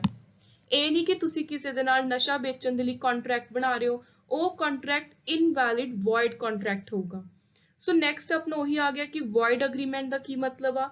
ਵੋਇਡ ਅਗਰੀਮੈਂਟ ਦਾ ਮਤਲਬ ਹੈ ਜਿਹਨੂੰ ਲਾਅ ਲਾਗੂ ਨਹੀਂ ਕਰਦਾ, ਅਗਰੀਮੈਂਟ ਨਾਟ ਇਨਫੋਰਸੇਬਲ ਬਾय ਲਾਅ. ਕਹਿੰਦੇ ਇਹ ਜਿਹਾ ਕੰਟਰੈਕਟ ਜਿਹਦੇ ਵਿੱਚ ਇੱਕ ਪਾਰਟੀ ਮਾਈਨਰ ਹੋਵੇ, 18 ਸਾਲ ਤੋਂ ਛੋਟੀ ਹੋਵੇ, ਤਾਂ ਜਿਹੜਾ ਉਹ ਕੰਟਰੈਕਟ ਹੈ ਉਹ void ab initio, ਸਟਾਰਟਿੰਗ ਤੋਂ ਹੀ void ab initio ਦਾ ਮਤਲਬ ਹੁੰਦਾ ਹੈ ਜਦੋਂ ਤੋਂ ਕੰਟਰੈਕਟ ਸਟਾਰਟ ਕੀਤਾ ਉਦੋਂ ਤੋਂ ਹੀ ਉਹ ਇਨਵੈਲਿਡ ਹੈ, ਇੱਕ ਰੱਦ ਕੰਟਰੈਕਟ ਹੈ. ਨੈਕਸਟ ਹੈ 26ਵਾਂ, tart is a species of. Tart ਕਿਸ ਤਰ੍ਹਾਂ ਦਾ ਸਪੀਸੀਜ਼ ਹੈ? ਸੋ ਇਹ ਇੱਕ ਸਿਵਲ ਰੋਂਗ ਹੈ. ਜੇ ਆਪਾਂ ਕੋਈ ਸਿਵਲ ਗਲਤੀ ਕਰਦੇ ਹਾਂ, ਕੋਈ ਨੈਗਲੀਜੈਂਸ ਹੋ ਗਈ, ਜਾਂ ਆਪਾਂ ਕਿਸੇ ਆਪਣੇ ਨੇਬਰਹੁੱਡ ਆਪਣੇ ਕਿਸੇ ਗਵਾਂਢੀਆਂ ਨੂੰ ਡਿਸਟਰਬੈਂਸ ਕ੍ਰੀਏਟ ਕਰ ਰਹੇ ਹਾਂ, ਸੋ ਜਿਹੜੇ ਐਦਾਂ ਦੇ ਕ੍ਰਾਈਮ ਹੁੰਦੇ ਨੇ ਉਹ ਹੁੰਦੇ ਨੇ ਸਿਵਲ ਰੋਂਗ ਕੈਟੇਗਰੀ ਦੇ. ਨੈਕਸਟ ਹੈ law of torts has largely developed through. So law of torts ਹੈ ਜਿਹੜਾ ਇਹ ਜੱਜਿਸ ਦੇ ਅਲੱਗ-ਅਲੱਗ ਤਰ੍ਹਾਂ ਦੇ ਡਿਸੀਜਨਸ ਵਿੱਚੋਂ ਨਿਕਲ ਕੇ ਆਇਆ ਹੈ, ਇੱਕ ਜੁਡੀਸ਼ੀਅਲ ਡਿਸੀਜਨ ਬੇਸਡ ਲਾਅ ਹੈ. ਨੈਕਸਟ ਕਹਿੰਦੇ ਹੁਣ ਲਾਅ ਆਫ ਟਾਰਟ ਦੇ ਵਿੱਚ ਕਿਹੜੀਆਂ-ਕਿਹੜੀਆਂ ਚੀਜ਼ਾਂ ਆਉਂਦੀਆਂ ਨੇ? ਸੋ ਇਹਦੇ ਅੰਦਰ ਆਉਂਦੀਆਂ ਨੇ ਇਹ ਸਾਰੀਆਂ ਚੀਜ਼ਾਂ. ਜੇ ਆਪਾਂ ਕਿਸੇ ਨੂੰ ਕੁਝ ਗਲਤ ਬੋਲਦੇ ਆ, ਆਪਾਂ ਕੋਈ ਕੰਮ ਕਰਨਾ ਸੀ ਪਰ ਉਹ ਕੀਤਾ ਨਹੀਂ, ਨੈਗਲੀਜੈਂਸ ਹੋ ਗਈ. ਨੈਕਸਟ ਹੈ ਟ੍ਰੈਸਪਾਸ, अपना कोई कुत्ता है, कोई जानवर, कोई होर अपने पेट डॉग है, पेट कैट है, ਕਿਸੇ ਦੇ ਘਰੇ ਚਲੀ ਜਾਂਦੀ ਹੈ ਤੇ ਉਹਨਾਂ ਦੇ ਘਰੇ ਜਾ ਕੇ ਕੋਈ ਨੁਕਸਾਨ ਕਰਦੀ ਹੈ, ਤਾਂ ਜਿਹੜੇ ਇਦਾਂ ਦੇ ਕੇਸਿਸ ਨੇ ਉਹ ਸਾਰੇ ਟੌਰਟਸ ਡੀਲ ਕਰਦਾ ਹੈ। ਨੈਕਸਟ ਹੈ ਇਨ ਟੌਰਟ ਦ ਰੈਮੇਡੀ ਇਜ਼, ਕਹਿੰਦੇ ਟੌਰਟ ਦੇ ਵਿੱਚ ਜਿਹੜੀ ਰੈਮੇਡੀ ਦਿੱਤੀ ਜਾਂਦੀ ਹੈ ਉਹ ਦਿੱਤੀ ਜਾਂਦੀ ਹੈ ਅਨਲਿਕੁਇਡੇਟਿਡ ਡੈਮੇजेस। ਸੋ ਡਿਪੈਂਡ ਕਰਦਾ ਵੀ ਕਿਸ ਅਮਾਉਂਟ ਦਾ ਤੁਹਾਡਾ ਨੁਕਸਾਨ ਹੋਇਆ। ਸੋ ਔਨ ਦੀ ਸਪੌਟ ਜਿਹੜਾ ਜੱਜ ਹੈ ਉਹ ਕੈਲਕੂਲੇਟ ਕਰਕੇ ਤੁਹਾਨੂੰ ਡੈਮੇजेस ਦਿੰਦਾ ਹੈ। ਉਸ ਤੋਂ ਬਾਅਦ ਹੈ when master is held liable for wrong act of servant, ਕਹਿੰਦੇ ਜਦੋਂ ਕੋਈ ਇੱਕ ਮਾਸਟਰ ਆਪਣੇ ਜਿਹੜਾ ਸਰਵੈਂਟ ਹੈ ਉਹਦੇ ਅੰਦਰ ਕੰਮ ਕਰ ਰਿਹਾ ਹੈ ਉਹਦੀ ਗਲਤੀ ਦੇ ਲਈ ਮਾਸਟਰ ਨੂੰ ਜਿਹੜਾ ਲਾਇਬਲ ਕੀਤਾ ਜਾਵੇ, ਉਹਨੂੰ ਬਲੇਮ ਦਿੱਤਾ ਜਾਵੇ, ਤਾਂ ਉਸ ਚੀਜ਼ ਨੂੰ ਆਪਾਂ ਕੀ ਕਹਿੰਦੇ ਆ, ਉਹਨੂੰ ਕਹਿੰਦੇ ਆ ਵਿਕੇਰੀਅਸ ਲਾਇਬਿਲਿਟੀ, ਜਿੱਥੇ ਮਾਸਟਰ ਆਪਣੇ ਸਰਵੈਂਟ ਦੀਆਂ ਜਿਹੜੀਆਂ ਗਲਤੀਆਂ ਨੇ, ਰੋਂਗਫੁਲ ਐਕਟ ਨੇ, ਉਹਨਾਂ ਦੇ ਲਈ ਲਾਇਬਲ, ਉਹਨਾਂ ਦੇ ਲਈ ਦੋਸ਼ੀ ਠਹਿਰਾਇਆ ਜਾਵੇ। ਨੈਕਸਟ ਹੁਣ ਆਪਾਂ ਕੰਪਨੀ ਲਾਅ ਬਾਰੇ ਵੀ ਥੋੜਾ ਦੇਖ ਲੈਂਦੇ ਆ। ਸੋ ਕਹਿੰਦੇ ਜਿਹੜਾ ਫਰਸਟ ਕਲੌਜ਼ ਹੁੰਦਾ ਹੈ ਮੈਮੋਰੈਂਡਮ ਆਫ ਐਸੋਸੀਏਸ਼ਨ, ਇੱਕ ਕੰਪਨੀ ਜਦੋਂ ਤਿਆਰ ਕਰਨੀ ਹੁੰਦੀ ਹੈ ਤਾਂ ਕੁਝ ਕਾਗਜ਼ ਪੱਤਰ ਤਿਆਰ ਕਰਨੇ ਹੁੰਦੇ ਨੇ। ਸੋ ਇੱਕ ਹੈ ਜਿਵੇਂ ਮੈਮੋਰੈਂਡਮ, ਇੱਕ ਹੁੰਦੇ ਨੇ ਆਰਟੀਕਲਸ। ਕਹਿੰਦੇ ਜਿਹੜਾ ਮੈਮੋਰੈਂਡਮ ਆਫ ਐਸੋਸੀਏਸ਼ਨ ਦਾ ਪਹਿਲਾ ਕਲੌਜ਼ ਹੈ ਉਹਦੇ ਵਿੱਚ ਕੀ ਹੁੰਦਾ, ਉਹਦੇ 'ਚ ਹੁੰਦਾ ਵੀ ਤੁਸੀਂ ਆਪਣੀ ਜਿਹੜੀ ਕੰਪਨੀ ਸ਼ੁਰੂ ਕਰਨ ਜਾ ਰਹੇ ਹੋ ਉਹਦਾ ਨਾਮ ਕੀ ਰੱਖਣਾ ਹੈ। ਸੋ ਤੁਸੀਂ ਬਸ ਇੰਨਾ ਯਾਦ ਰੱਖੋ ਵੀ ਫਰਸਟ ਕਲੌਜ਼ ਦੇ ਵਿੱਚ ਨੇਮ ਹੈ। ਨੈਕਸਟ ਕਹਿੰਦੇ ਕੰਪਨੀ ਦੇ ਜੋ ਵੀ ਰੂਲਸ ਨੇ, ਰੈਗੂਲੇਸ਼ਨਸ ਨੇ, ਉਹਦੇ ਕਿਹੜੇ ਬੋਰਡ ਆਫ ਮੈਂਬਰ ਹੋਣਗੇ, ਉਹਦੀ ਮੈਨੇਜਮੈਂਟ ਕਿਵੇਂ ਚੱਲਣੀ ਹੈ, ਇਹ ਸਾਰਾ ਕੁਝ ਕਿੱਥੇ ਹੁੰਦਾ ਹੈ, ਇਹ ਕੰਪਨੀ ਦੇ ਆਰਟੀਕਲਸ ਆਫ ਐਸੋਸੀਏਸ਼ਨ ਵਿੱਚ ਲਿਖਿਆ ਹੁੰਦਾ ਹੈ। ਨੈਕਸਟ ਹੈ 33rd, ਕਹਿੰਦੇ ਜੇ ਕੌਣ ਹੈ ਜਿਹੜਾ ਇੱਕ ਕੰਪਨੀ ਦੇ ਪੂਰੇ ਦੇ ਪੂਰੇ ਕੰਮ ਨੂੰ, ਮੈਨੇਜਮੈਂਟ ਨੂੰ ਸਭ ਤੋਂ ਜ਼ਿਆਦਾ ਸੁਪਰੀਮ, ਮਤਲਬ ਜਿਹਦਾ ਸਾਰਿਆਂ ਉੱਤੇ ਹਾਈਐਸਟ ਕੰਟਰੋਲ ਹੈ, ਸਾਰੇ ਮੈਨੇਜਮੈਂਟ ਨੂੰ ਦੇਖਦਾ ਕੰਪਨੀ ਦੇ ਅੰਦਰ, ਉਹ ਹੈ ਕੰਪਨੀ ਦੇ ਬੋਰਡ ਆਫ ਡਾਇਰੈਕਟਰ। ਨੈਕਸਟ ਕਹਿੰਦੇ ਜੇ ਆਪਾਂ ਪ੍ਰਾਈਵੇਟ ਕੰਪਨੀ ਦੀ ਗੱਲ ਕਰੀਏ ਤਾਂ ਉਹਦੇ 'ਚ ਮੈਕਸਿਮਮ ਕਿੰਨੇ ਮੈਂਬਰ ਹੋ ਸਕਦੇ ਨੇ, ਸੋ 200 ਮੈਂਬਰ ਹੋ ਸਕਦੇ ਨੇ ਪ੍ਰਾਈਵੇਟ ਕੰਪਨੀ 'ਚ। ਸੋ ਨੈਕਸਟ ਇਜ਼ 35th, ਕਹਿੰਦੇ IPC, ਸਭ ਤੋਂ ਪਹਿਲਾਂ ਤੁਸੀਂ IPC ਦਾ ਜਿਹੜਾ ਈਅਰ ਹੈ 1860 ਇੰਡੀਅਨ ਪੀਨਲ ਕੋਡ ਦਾ, ਇਹ ਯਾਦ ਰੱਖਣਾ ਹੈ। ਸੋ ਇਹਦੇ ਅੰਦਰ ਵੋਲੰਟੈਰਲੀ ਹੁੰਦਾ ਕਿ ਆਪਣੀ ਮਰਜ਼ੀ ਦੇ ਨਾਲ ਜਦੋਂ ਆਪਾਂ ਕੋਈ ਕ੍ਰਾਈਮ ਕਰਦੇ ਆ ਬਿਨਾਂ ਕਿਸੇ ਦੇ ਦਬਾਅ ਤੋਂ। ਸੋ ਕਹਿੰਦੇ ਇਹਦੇ ਬਾਰੇ ਕਿੱਥੇ ਡੈਫੀਨੇਸ਼ਨ ਦਿੱਤੀ ਹੋਈ ਹੈ, ਸੋ ਇਹਦੀ ਦੱਸੀ ਹੋਈ ਹੈ ਸੈਕਸ਼ਨ 39 ਦੇ ਅੰਦਰ। ਨੈਕਸਟ ਕਹਿੰਦੇ ਕੋਈ ਵੀ ਕ੍ਰਿਮੀਨਲ ਪ੍ਰੋਸੀਡਿੰਗ ਹੈ ਤਾਂ ਆਪਾਂ ਕੀ ਮੰਨ ਕੇ ਚੱਲਦੇ ਆ, ਸੋ ਲਾਅ ਕਿਸ ਚੀਜ਼ ਤੋਂ ਸ਼ੁਰੂਆਤ ਕਰਦਾ ਹੈ, ਸੋ ਲਾਅ ਇਸ ਚੀਜ਼ ਤੋਂ ਸ਼ੁਰੂਆਤ ਕਰਦਾ ਹੈ ਕਿ ਆਪਾਂ ਨੇ ਜਦੋਂ ਤੱਕ ਕਿਸੇ ਦਾ ਕ੍ਰਾਈਮ, ਉਹਦਾ ਗਿਲਟ ਪ੍ਰੂਵ ਨਹੀਂ ਹੋ ਜਾਂਦਾ, ਉਦੋਂ ਤੱਕ ਆਪਾਂ ਨੇ ਉਸ ਇਨਸਾਨ ਨੂੰ ਦੋਸ਼ੀ ਨਹੀਂ ਮੰਨਣਾ, ਆਪਾਂ ਨੇ ਇਨੋਸੈਂਟ, ਨਿਰਦੋਸ਼ ਮੰਨਣਾ ਹੈ। So presumption in favour of innocence of the accused, option B is the right answer. Next innuendo ਹੈ, ਕਹਿੰਦਾ ਜਿਹੜਾ ਉਹਦਾ ਲੀਗਲ ਟਰਮ, ਲਾਅ ਦੀ ਭਾਸ਼ਾ 'ਚ ਇਨਵੈਂਡੋ ਨੂੰ ਆਪਾਂ ਕੀ ਕਹਿੰਦੇ ਆ, ਇਹਨੂੰ ਕਹਿੰਦੇ ਆ ਆਪਾਂ ਡੈਫੇਮੇਸ਼ਨ। 38th ਹੈ ਇਨ ਕੇਸ ਆਫ ਕਿਡਨੈਪਿੰਗ, ਇਹ ਆਪਾਂ ਆਲਰੇਡੀ ਵੈਸੇ ਕਰ ਚੁੱਕੇ ਹਾਂ, ਸੋ ਦੁਬਾਰਾ ਰਿਪੀਟ ਹੋ ਗਿਆ ਕੁਐਸਚਨ। ਸੋ ਕਿਡਨੈਪਿੰਗ ਦੇ ਵਿੱਚ ਜਿਹੜੀ ਮਾਈਨਰ ਦੀ ਕੰਸੈਂਟ ਹੈ ਕਿ ਉਹਦੀ ਹਾਂ ਨਾ, ਚਾਹੇ ਮਾਈਨਰ ਕੋਈ ਕਹਿ ਦੇਵੇ ਕਿ ਮੈਨੂੰ ਕਿਡਨੈਪ ਕਰਕੇ ਲੈ ਜਾਓ, ਕਹਿੰਦੇ ਉਹਦਾ ਇਹ ਮਤਲਬ ਨਹੀਂ ਹੈ ਕਿ ਜਿਹੜਾ ਕਿਡਨੈਪਰ ਹੈ ਉਹਨੂੰ ਸਜ਼ਾ ਨਹੀਂ ਹੋ। ਸੋ ਮਾਈਨਰ ਦੀ ਕੰਸੈਂਟ ਹੈਗੀ ਹੈ ਨਹੀਂ ਹੈਗੀ, ਇਹ ਚੀਜ਼ ਕੋਈ ਮਾਇਨੇ ਨਹੀਂ ਰੱਖਦੀ, ਇਟ ਇਜ਼ ਇਮੈਟੀਰੀਅਲ। ਨੈਕਸਟ 39 ਹੈ, ਕਹਿੰਦੇ ਲਾਅ ਦੀ ਭਾਸ਼ਾ 'ਚ permanent dispossession of the sight of either eye would amount to, ਜੇ ਤੁਸੀਂ ਕਿਸੇ ਦੀ ਅੱਖ ਦੀ ਜਿਹੜੀ ਰੋਸ਼ਨੀ ਹੈ ਉਹ ਹਮੇਸ਼ਾ ਦੇ ਲਈ ਜਾ ਰਹੀ ਹੈ ਤੁਹਾਡੇ ਕਾਰਨ ਕਰਕੇ, ਤਾਂ ਤੁਸੀਂ ਇਸ ਚੀਜ਼ ਨੂੰ ਕਿਸ ਕੈਟੇਗਰੀ ਦੇ ਅੰਦਰ ਲੈ ਕੇ ਆਓਗੇ, ਸੋ ਇਹ ਹੋ ਗ੍ਰੀਵੀਅਸ ਹਰਟ। ਸੋ ਜੇ ਤੁਹਾਡੀ ਕਿਸੇ ਨਾਲ ਲੜਾਈ ਹੁੰਦੀ ਹੈ ਤੇ ਤੁਸੀਂ ਉਸ ਇਨਸਾਨ ਨੂੰ ਕੋਈ ਪੰਚ ਕਰਦੇ ਹੋ ਜਾਂ ਕੋਈ ਹੋਰ ਚੀਜ਼ ਮਾਰਦੇ ਹੋ ਕਿ ਉਹਦੀ ਹਮੇਸ਼ਾ ਦੇ ਲਈ ਪਰਮਾਨੈਂਟਲੀ ਆਈਸਾਈਟ ਚਲੀ ਜਾਵੇ, ਉਹਦੀ ਅੱਖ ਖਰਾਬ ਹੋ ਜਾਵੇ, ਤਾਂ ਉਸ ਚੀਜ਼ ਨੂੰ ਆਪਾਂ ਗ੍ਰੀਵੀਅਸ ਹਰਟ ਦੇ ਅੰਦਰ ਲੈ ਕੇ ਜਾਵਾਂਗੇ। 40th ਹੈ, ਕਹਿੰਦੇ ਕੋਈ ਵੀ ਕ੍ਰਿਮੀਨਲ ਕਨਸਪੀਰੇਸੀ, ਕੋਈ ਛੜਯੰਤਰ ਰਚਨਾ ਆਪਾਂ ਨੇ ਕ੍ਰਿਮੀਨਲ ਨੇਚਰ ਦਾ, ਉਹਦੇ ਲਈ ਘੱਟ ਤੋਂ ਘੱਟ ਮਿਨੀਮਮ ਕਿੰਨੇ ਬੰਦੇ ਚਾਹੀਦੇ ਨੇ, ਸੋ ਕਨਸਪੀਰੇਸੀ ਰਚਨ ਦੇ ਲਈ ਮਿਨੀਮਮ 2 ਬੰਦੇ ਚਾਹੀਦੇ ਨੇ। 41 is a hostile witness is, so hostile witness ਉਹ ਹੁੰਦਾ ਜਿਹੜਾ ਮੁੱਕਰ ਜਵੇ, ਔਨ ਦ ਸਪੌਟ ਜੱਜ ਦੇ ਸਾਹਮਣੇ ਜਾ ਕੇ ਗਵਾਹੀ ਦੇਣ ਤੋਂ ਮੁੱਕਰ ਜੇ। ਸੋ ਜਿਹੜਾ ਹੋਸਟਾਈਲ ਵਿਟਨੈਸ ਹੈ ਉਹਦੇ ਉੱਤੇ ਕਦੇ ਵੀ ਭਰੋਸਾ ਨਹੀਂ ਕੀਤਾ ਜਾਂਦਾ, ਉਹ ਇੱਕ ਅਨਰਿਲਾਇਬਲ ਵਿਟਨੈਸ ਹੁੰਦਾ। So option D is the right answer, unfavourable adverse. 42nd है unlawful killing of a person by his friend acquaintance would be termed as genocide.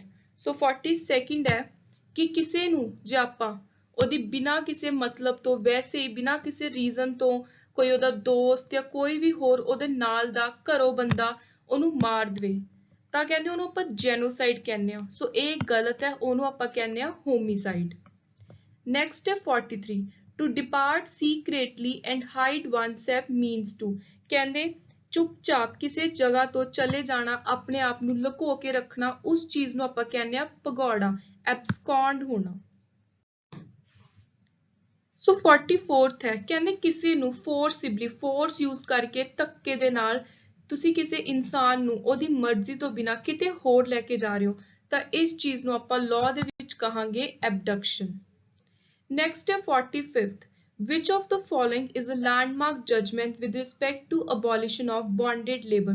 So ਕਹਿੰਦੇ ਜਿਹੜੀ ਬੰਧੂਆ ਮਜ਼ਦੂਰੀ ਹੁੰਦੀ ਸੀ ਉਹਨੂੰ ਖਤਮ ਕਰਨ ਦੇ ਲਈ ਕਿਹੜਾ ਇੱਕ ਇੰਪੋਰਟੈਂਟ ਕੇਸ ਆਇਆ ਸੀ ਜਿਹਦੇ ਤੋਂ ਬਾਅਦ ਇਸ ਚੀਜ਼ ਨੂੰ ਇੰਡੀਆ 'ਚ ਬਿਲਕੁਲ ਖਤਮ ਕਰਤਾ ਸੋ ਉਹ ਕੇਸ ਹੈ ਆਪਸ਼ਨ ਏ ਬੰਧੂਆ ਮੁਕਤੀ ਮੋਰਚਾ ਕੇਸ। ਨੈਕਸਟ ਕੁਐਸਚਨ ਬਹੁਤ ਹੀ ਜ਼ਿਆਦਾ ਇੰਪੋਰਟੈਂਟ ਹੈ the most important question from this whole topic. So ਕਹਿੰਦੇ ਜਿਹੜਾ ਮੈਗਜ਼ੀਮ ਹੈ ignorantia facie dot exit ignorantia juris non excused mean ਸੋ ਕਹਿੰਦੇ ਇਹਦਾ ਮਤਲਬ ਹੈ ਕਿ ਕੋਈ ਵੀ ਇਨਸਾਨ ਇਹ ਨਹੀਂ ਕਹਿ ਸਕਦਾ ਕਿ ਮੈਨੂੰ ਲਾਅ ਦੀ ਜਾਣਕਾਰੀ ਨਹੀਂ ਸੀ ਮੈਨੂੰ ਤਾਂ ਮਰਡਰ ਪਤਾ ਹੀ ਨਹੀਂ ਕਿ ਉਹ 300 ਚ ਹੁੰਦਾ ਕਿਹਦੇ ਚ ਹੁੰਦਾ ਸੋ ਕਹਿੰਦੇ ਕੋਈ ਵੀ ਇਨਸਾਨ ਇਹ ਨਹੀਂ ਕਹਿ ਸਕਦਾ ਕਿ ਮੈਨੂੰ ਲਾਅ ਦੀ ਜਾਣਕਾਰੀ ਨਹੀਂ ਸੋ ਇਸ ਚੀਜ਼ ਦਾ ਆਪਾਂ ਸਜ਼ਾ ਤੋਂ ਬਚਣ ਦੇ ਲਈ ਐਕਸਕਿਊਜ਼ ਨਹੀਂ ਲੈ ਸਕਦੇ ਸੋ ignorance of fact excuses but ignorance of law does not excuse ਤੁਸੀਂ ਇਹ ਕਹਿ ਸਕਦੇ ਹੋ ਕਿ ਮੈਨੂੰ ਤਾਂ ਸਿਚੁਏਸ਼ਨ ਦਾ ਨਹੀਂ ਸੀ ਪਤਾ ਇਹ ਨਹੀਂ ਕਹਿ ਸਕਦੇ ਕਿ ਮੈਨੂੰ ਲਾਅ ਦਾ ਨਹੀਂ ਸੀ ਪਤਾ। So 47th is generally under IPC nothing is an offence if it is done by child under dash years of age ਕਹਿੰਦੇ ਕਿੰਨੀ ਮਿਨੀਮਮ ਉਮਰ ਦੱਸੀ ਹੈ ਵੀ ਜੇ ਬਾਈ ਚਾਂਸ ਉਨੀ ਉਮਰ ਤੋਂ ਨੀਚੇ ਵਾਲਾ ਬੱਚਾ ਕੋਈ ਕ੍ਰਾਈਮ ਕਰਦਾ ਤਾਂ ਉਹਨੂੰ ਆਪਾਂ ਕੋਈ ਸਜ਼ਾ ਨਹੀਂ ਦਵਾਂਗੇ ਸੋ ਇਹ ਹੈ 7 years of age। ਨੈਕਸਟ ਹੈ 48th homicide can never be lawful ਇਹ ਸਟੇਟਮੈਂਟ ਸਹੀ ਹੈ ਕਿ ਗਲਤ ਹੈ ਇਹ ਸਟੇਟਮੈਂਟ wrong ਹੈ option B is the right answer। next ਹੈ the law commission frame dash report reiterated the need to treat juvenile with care not punishment ਸੋ ਕਹਿੰਦੇ law commission ਦੀ ਕਿੰਨਵੀਂ ਰਿਪੋਰਟ ਦੇ ਵਿੱਚ ਇਹ ਲਿਖਿਆ ਵੀ ਜਿਹੜੇ ਜੁਵੀਨਾਈਲ ਨੇ ਜਿਵੇਂ 18 ਤੋਂ ਕੋਈ ਨੀਚੇ ਵਾਲੇ ਨੇ 16 ਤੋਂ ਨੀਚੇ ਵਾਲੇ ਨੇ ਹੁਣ ਉਹਨਾਂ ਨੂੰ ਆਪਾਂ ਨੇ ਸਜ਼ਾ ਨਹੀਂ ਦੇਣੀ ਉਹਨਾਂ ਨੂੰ ਪ੍ਰੋਟੈਕਸ਼ਨ ਸੈਂਟਰ 'ਚ ਪਾ ਕੇ ਉਹਨਾਂ ਦੀ ਆਪਾਂ ਨੇ ਰਿਹੈਬਿਲਿਟੇਸ਼ਨ ਕਰਨੀ ਹੈ ਉਹਨਾਂ ਨੂੰ ਆਪਾਂ ਨੇ ਉਸ ਕ੍ਰਾਈਮ ਦੀ ਜ਼ਿੰਦਗੀ 'ਚੋਂ ਬਾਹਰ ਕੱਢਣਾ ਹੈ ਸੋ ਇਹ ਦੱਸਿਆ ਹੋਇਆ ਹੈ 42nd report of law commission. 50th question ਹੈ ਕਹਿੰਦੇ ਮਰਡਰ ਦੇ ਨਾਲ ਕਿਹੜਾ ਸੈਕਸ਼ਨ ਹੈ IPC ਦਾ ਜਿਹੜਾ ਡੀਲ ਕਰਦਾ ਸੋ ਉਹ ਹੈ section 300। 51 consent obtained in a case of sexual intercourse by means of fear of death or hurt does not constitute rape ਕਹਿੰਦੇ ਜੇ ਕਿਸੇ ਨੂੰ ਤੁਸੀਂ ਡਰਾ ਧਮਕਾ ਕੇ ਉਹਨੂੰ ਕੋਈ ਮਾਰਨ ਦੀ ਧਮਕੀ ਦੇ ਕੇ ਉਹਦੇ ਨਾਲ ਰੇਪ ਕਰ ਰਹੇ ਹੋ ਤੇ ਉਹਦੀ ਕੰਸੈਂਟ ਲੈ ਰਹੇ ਹੋ ਉਹ ਤੁਹਾਨੂੰ ਕੋਈ ਮਨਾ ਨਹੀਂ ਕਰ ਰਹੇ ਪਰ ਤੁਸੀਂ ਉਹਨੂੰ ਡਰਾਇਆ ਹੋਇਆ ਸੋ ਕਹਿੰਦੇ ਕੀ ਇਹ ਚੀਜ਼ ਸਹੀ ਹੈ ਜਾਂ ਗਲਤ ਹੈ ਕੀ ਇਹਨੂੰ ਰੇਪ ਮੰਨਿਆ ਜਾਊ ਜਾਂ ਨਹੀਂ ਇਹਨੂੰ ਬਿਲਕੁਲ ਰੇਪ ਮੰਨਿਆ ਜਾਊ ਚਾਹੇ ਤੁਸੀਂ ਕਿਸੇ ਨੂੰ ਡਰਾ ਕੇ ਤੁਸੀਂ ਕਿਸੇ ਨਾਲ ਉਹਦੀ ਮਰਜ਼ੀ ਦੇ ਖਿਲਾਫ ਉਹਨੂੰ ਕੋਈ ਜ਼ਿਆਦਾ ਹਰਟ ਕਰਨ ਦੇ ਲਈ ਉਹਨੂੰ ਤੁਸੀਂ ਮੌਤ ਦਾ ਡਰ ਦੇ ਰਹੇ ਹੋ ਫਿਰ ਉਹਦੇ ਨਾਲ ਰੇਪ ਕਰ ਰਹੇ ਹੋ ਤਾਂ ਇਹ ਚੀਜ਼ ਨੂੰ ਰੇਪ ਕਿਹਾ ਜਾਊਗਾ ਇਹਦੀ ਸਜ਼ਾ ਤੁਹਾਨੂੰ ਮਿਲੂਗੀ ਸੋ ਇਹ ਸਿਚੁਏਸ਼ਨ ਗਲਤ ਹੈ। ਨੈਕਸਟ ਹੈ 52nd a person who helps someone else commit a crime ਕਹਿੰਦੇ ਜਿਹੜਾ ਬੰਦਾ ਕਿਸੇ ਹੋਰ ਦੀ ਮਦਦ ਕਰਦਾ ਕ੍ਰਾਈਮ ਕਰਨ ਦੇ ਵਿੱਚ ਉਹਨੂੰ ਆਪਾਂ ਲਾਅ ਦੀ ਭਾਸ਼ਾ ਦੇ ਵਿੱਚ ਅਕੰਪਲਿਸ ਕਹਿੰਦੇ ਆ ਜੋੜੀਦਾਰ ਮਤਲਬ ਉਹਦਾ ਵੀ ਓਨਾ ਹੀ ਹੱਥ ਹੈ ਕਿਸੇ ਵੀ ਕ੍ਰਾਈਮ ਦੇ ਵਿੱਚ। ਨੈਕਸਟ ਹੈ ਕਹਿੰਦੇ ਜਿਹੜਾ ਚੈਪਟਰ 20 ਹੈ IPC ਦਾ ਉਹਦੇ ਵਿੱਚ ਸਾਰੇ offense ਨੇ ਜਿਹੜੇ ਉਹ ਆਲਮੋਸਟ ਸੇਮ ਨੇ ਜਿਹੜੇ ਮੈਰਿਜ ਨਾਲ ਰਿਲੇਟਡ ਨੇ ਸਿਰਫ ਇੱਕ ਐਕਸੈਪਸ਼ਨ ਹੈ ਸੋ ਉਹ ਹੈ ਇਨਫਿਡਿਲਿਟੀ। ਨੈਕਸਟ ਹੈ 54 offense of theft can only be against ਜਿਹੜਾ ਚੋਰੀ ਹੈ ਕਹਿੰਦੇ ਉਹ ਸਿਰਫ ਮੂਵੇਬਲ ਪ੍ਰੋਪਰਟੀ ਦੇ ਅਗੇਂਸਟ ਹੋ ਸਕਦੀ ਹੈ ਜਿਹੜੀ ਪ੍ਰੋਪਰਟੀ ਨੂੰ ਤੁਸੀਂ ਚੱਕ ਕੇ ਇੱਕ ਜਗ੍ਹਾ ਤੋਂ ਦੂਜੀ ਜਗ੍ਹਾ ਲੈ ਕੇ ਜਾ ਸਕਦੇ ਹੋ। ਨੈਕਸਟ ਕਹਿੰਦੇ ਜੇ ਤੁਸੀਂ 15 ਸਾਲ ਤੋਂ ਛੋਟੀ ਕੁੜੀ ਦੇ ਨਾਲ ਸੈਕਸ਼ੂਅਲ ਇੰਟਰਕੋਰਸ ਕੀਤਾ ਹੈ, ਚਾਹੇ ਤੁਸੀਂ ਉਹਦੀ ਮਰਜ਼ੀ ਨਾਲ ਕੀਤਾ ਹੈ, ਤਾਂ ਉਸ ਚੀਜ਼ ਨੂੰ ਰੇਪ ਮੰਨਿਆ ਜਾਊਗਾ। ਨੈਕਸਟ ਕਹਿੰਦੇ ਜਦੋਂ ਦੋ ਜਾਂ ਦੋ ਤੋਂ ਜ਼ਿਆਦਾ ਬੰਦੇ ਕੋਈ ਵੀ ਇਲੀਗਲ ਕੋਈ ਗੈਰ ਕਾਨੂੰਨੀ ਕੰਮ ਕਰਨ ਦੇ ਲਈ ਡਿਸੀਜਨ ਲੈਣ ਡਿਸਾਈਡ ਕਰਨ, ਤਾਂ ਆਪਾਂ ਲਾਅ ਦੇ ਅੰਦਰ ਉਸ ਚੀਜ਼ ਨੂੰ ਕ੍ਰਿਮੀਨਲ ਕਨਸਪੀਰੇਸੀ ਕਹਿੰਦੇ ਆ। ਤੇ ਆਪਾਂ ਨੇ ਪਹਿਲਾਂ ਪੜਿਆ ਇੱਕ ਕੁਐਸਚਨ ਕਿ ਘੱਟ ਤੋਂ ਘੱਟ ਮਿਨੀਮਮ 2 ਬੰਦੇ ਚਾਹੀਦੇ ਨੇ ਫॉर ਕ੍ਰਿਮੀਨਲ ਕਨਸਪੀਰੇਸੀ। ਨੈਕਸਟ ਹੈ ਕਹਿੰਦੇ ਜਿਹੜੇ ਵੀ ਕੋਈ offense ਪਬਲਿਕ ਟ੍ਰੈਂਕੁਇਲਿਟੀ ਹੁੰਦੀ ਹੈ ਕਿ ਕੋਈ ਪੀਸ ਵਗੈਰਾ ਸ਼ਾਂਤੀ ਵਗੈਰਾ ਭੰਗ ਕਰਨ ਦੇ ਲਈ ਜੇ ਕੋਈ ਐਦਾਂ ਦੇ offense ਕੀਤੇ ਜਾਂਦੇ ਨੇ ਤਾਂ ਉਹਨਾਂ ਨੂੰ ਆਪਾਂ group offenses ਜਾਂ ਫਿਰ unlawful assembly ਦਾ ਨਾਮ ਦਿੰਦੇ ਹਾਂ। 58 prosecution mean बहुत ज़्यादा important term है law ਦੀ ਸਭ ਤੋਂ important term। ਸੋ prosecution ਦਾ ਮਤਲਬ ਆ ਜਦੋਂ ਤੁਸੀਂ ਕਿਸੇ ਉੱਤੇ ਕ੍ਰਿਮੀਨਲ ਚਾਰਜ ਲਗਾ ਕੇ ਜੁਡੀਸ਼ੀਅਲ ਮੈਜਿਸਟ੍ਰੇਟ ਦੇ ਅੱਗੇ ਉਹਨੂੰ ਖੜਾ ਕਰਦੇ ਹੋ। ਨੈਕਸਟ ਹੈ ਕਹਿੰਦੇ ਕ੍ਰਾਈਮ ਨੂੰ ਕਰਨ ਦੇ ਲਈ ਕੀ ਕੀ ਚੀਜ਼ਾਂ ਹੋਣੀਆਂ ਚਾਹੀਦੀਆਂ ਨੇ।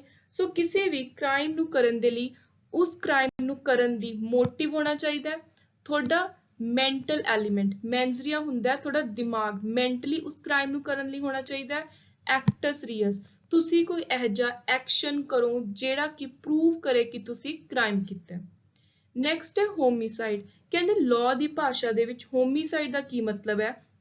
ਹੋਮੀਸਾਈਡ ਦਾ ਮਤਲਬ ਹੈ ਜਦੋਂ ਇੱਕ ਹਿਊਮਨ ਬੀਇੰਗ ਨੂੰ ਇੱਕ ਇਨਸਾਨ ਨੂੰ ਦੂਜਾ ਇਨਸਾਨ ਮਾਰੇ।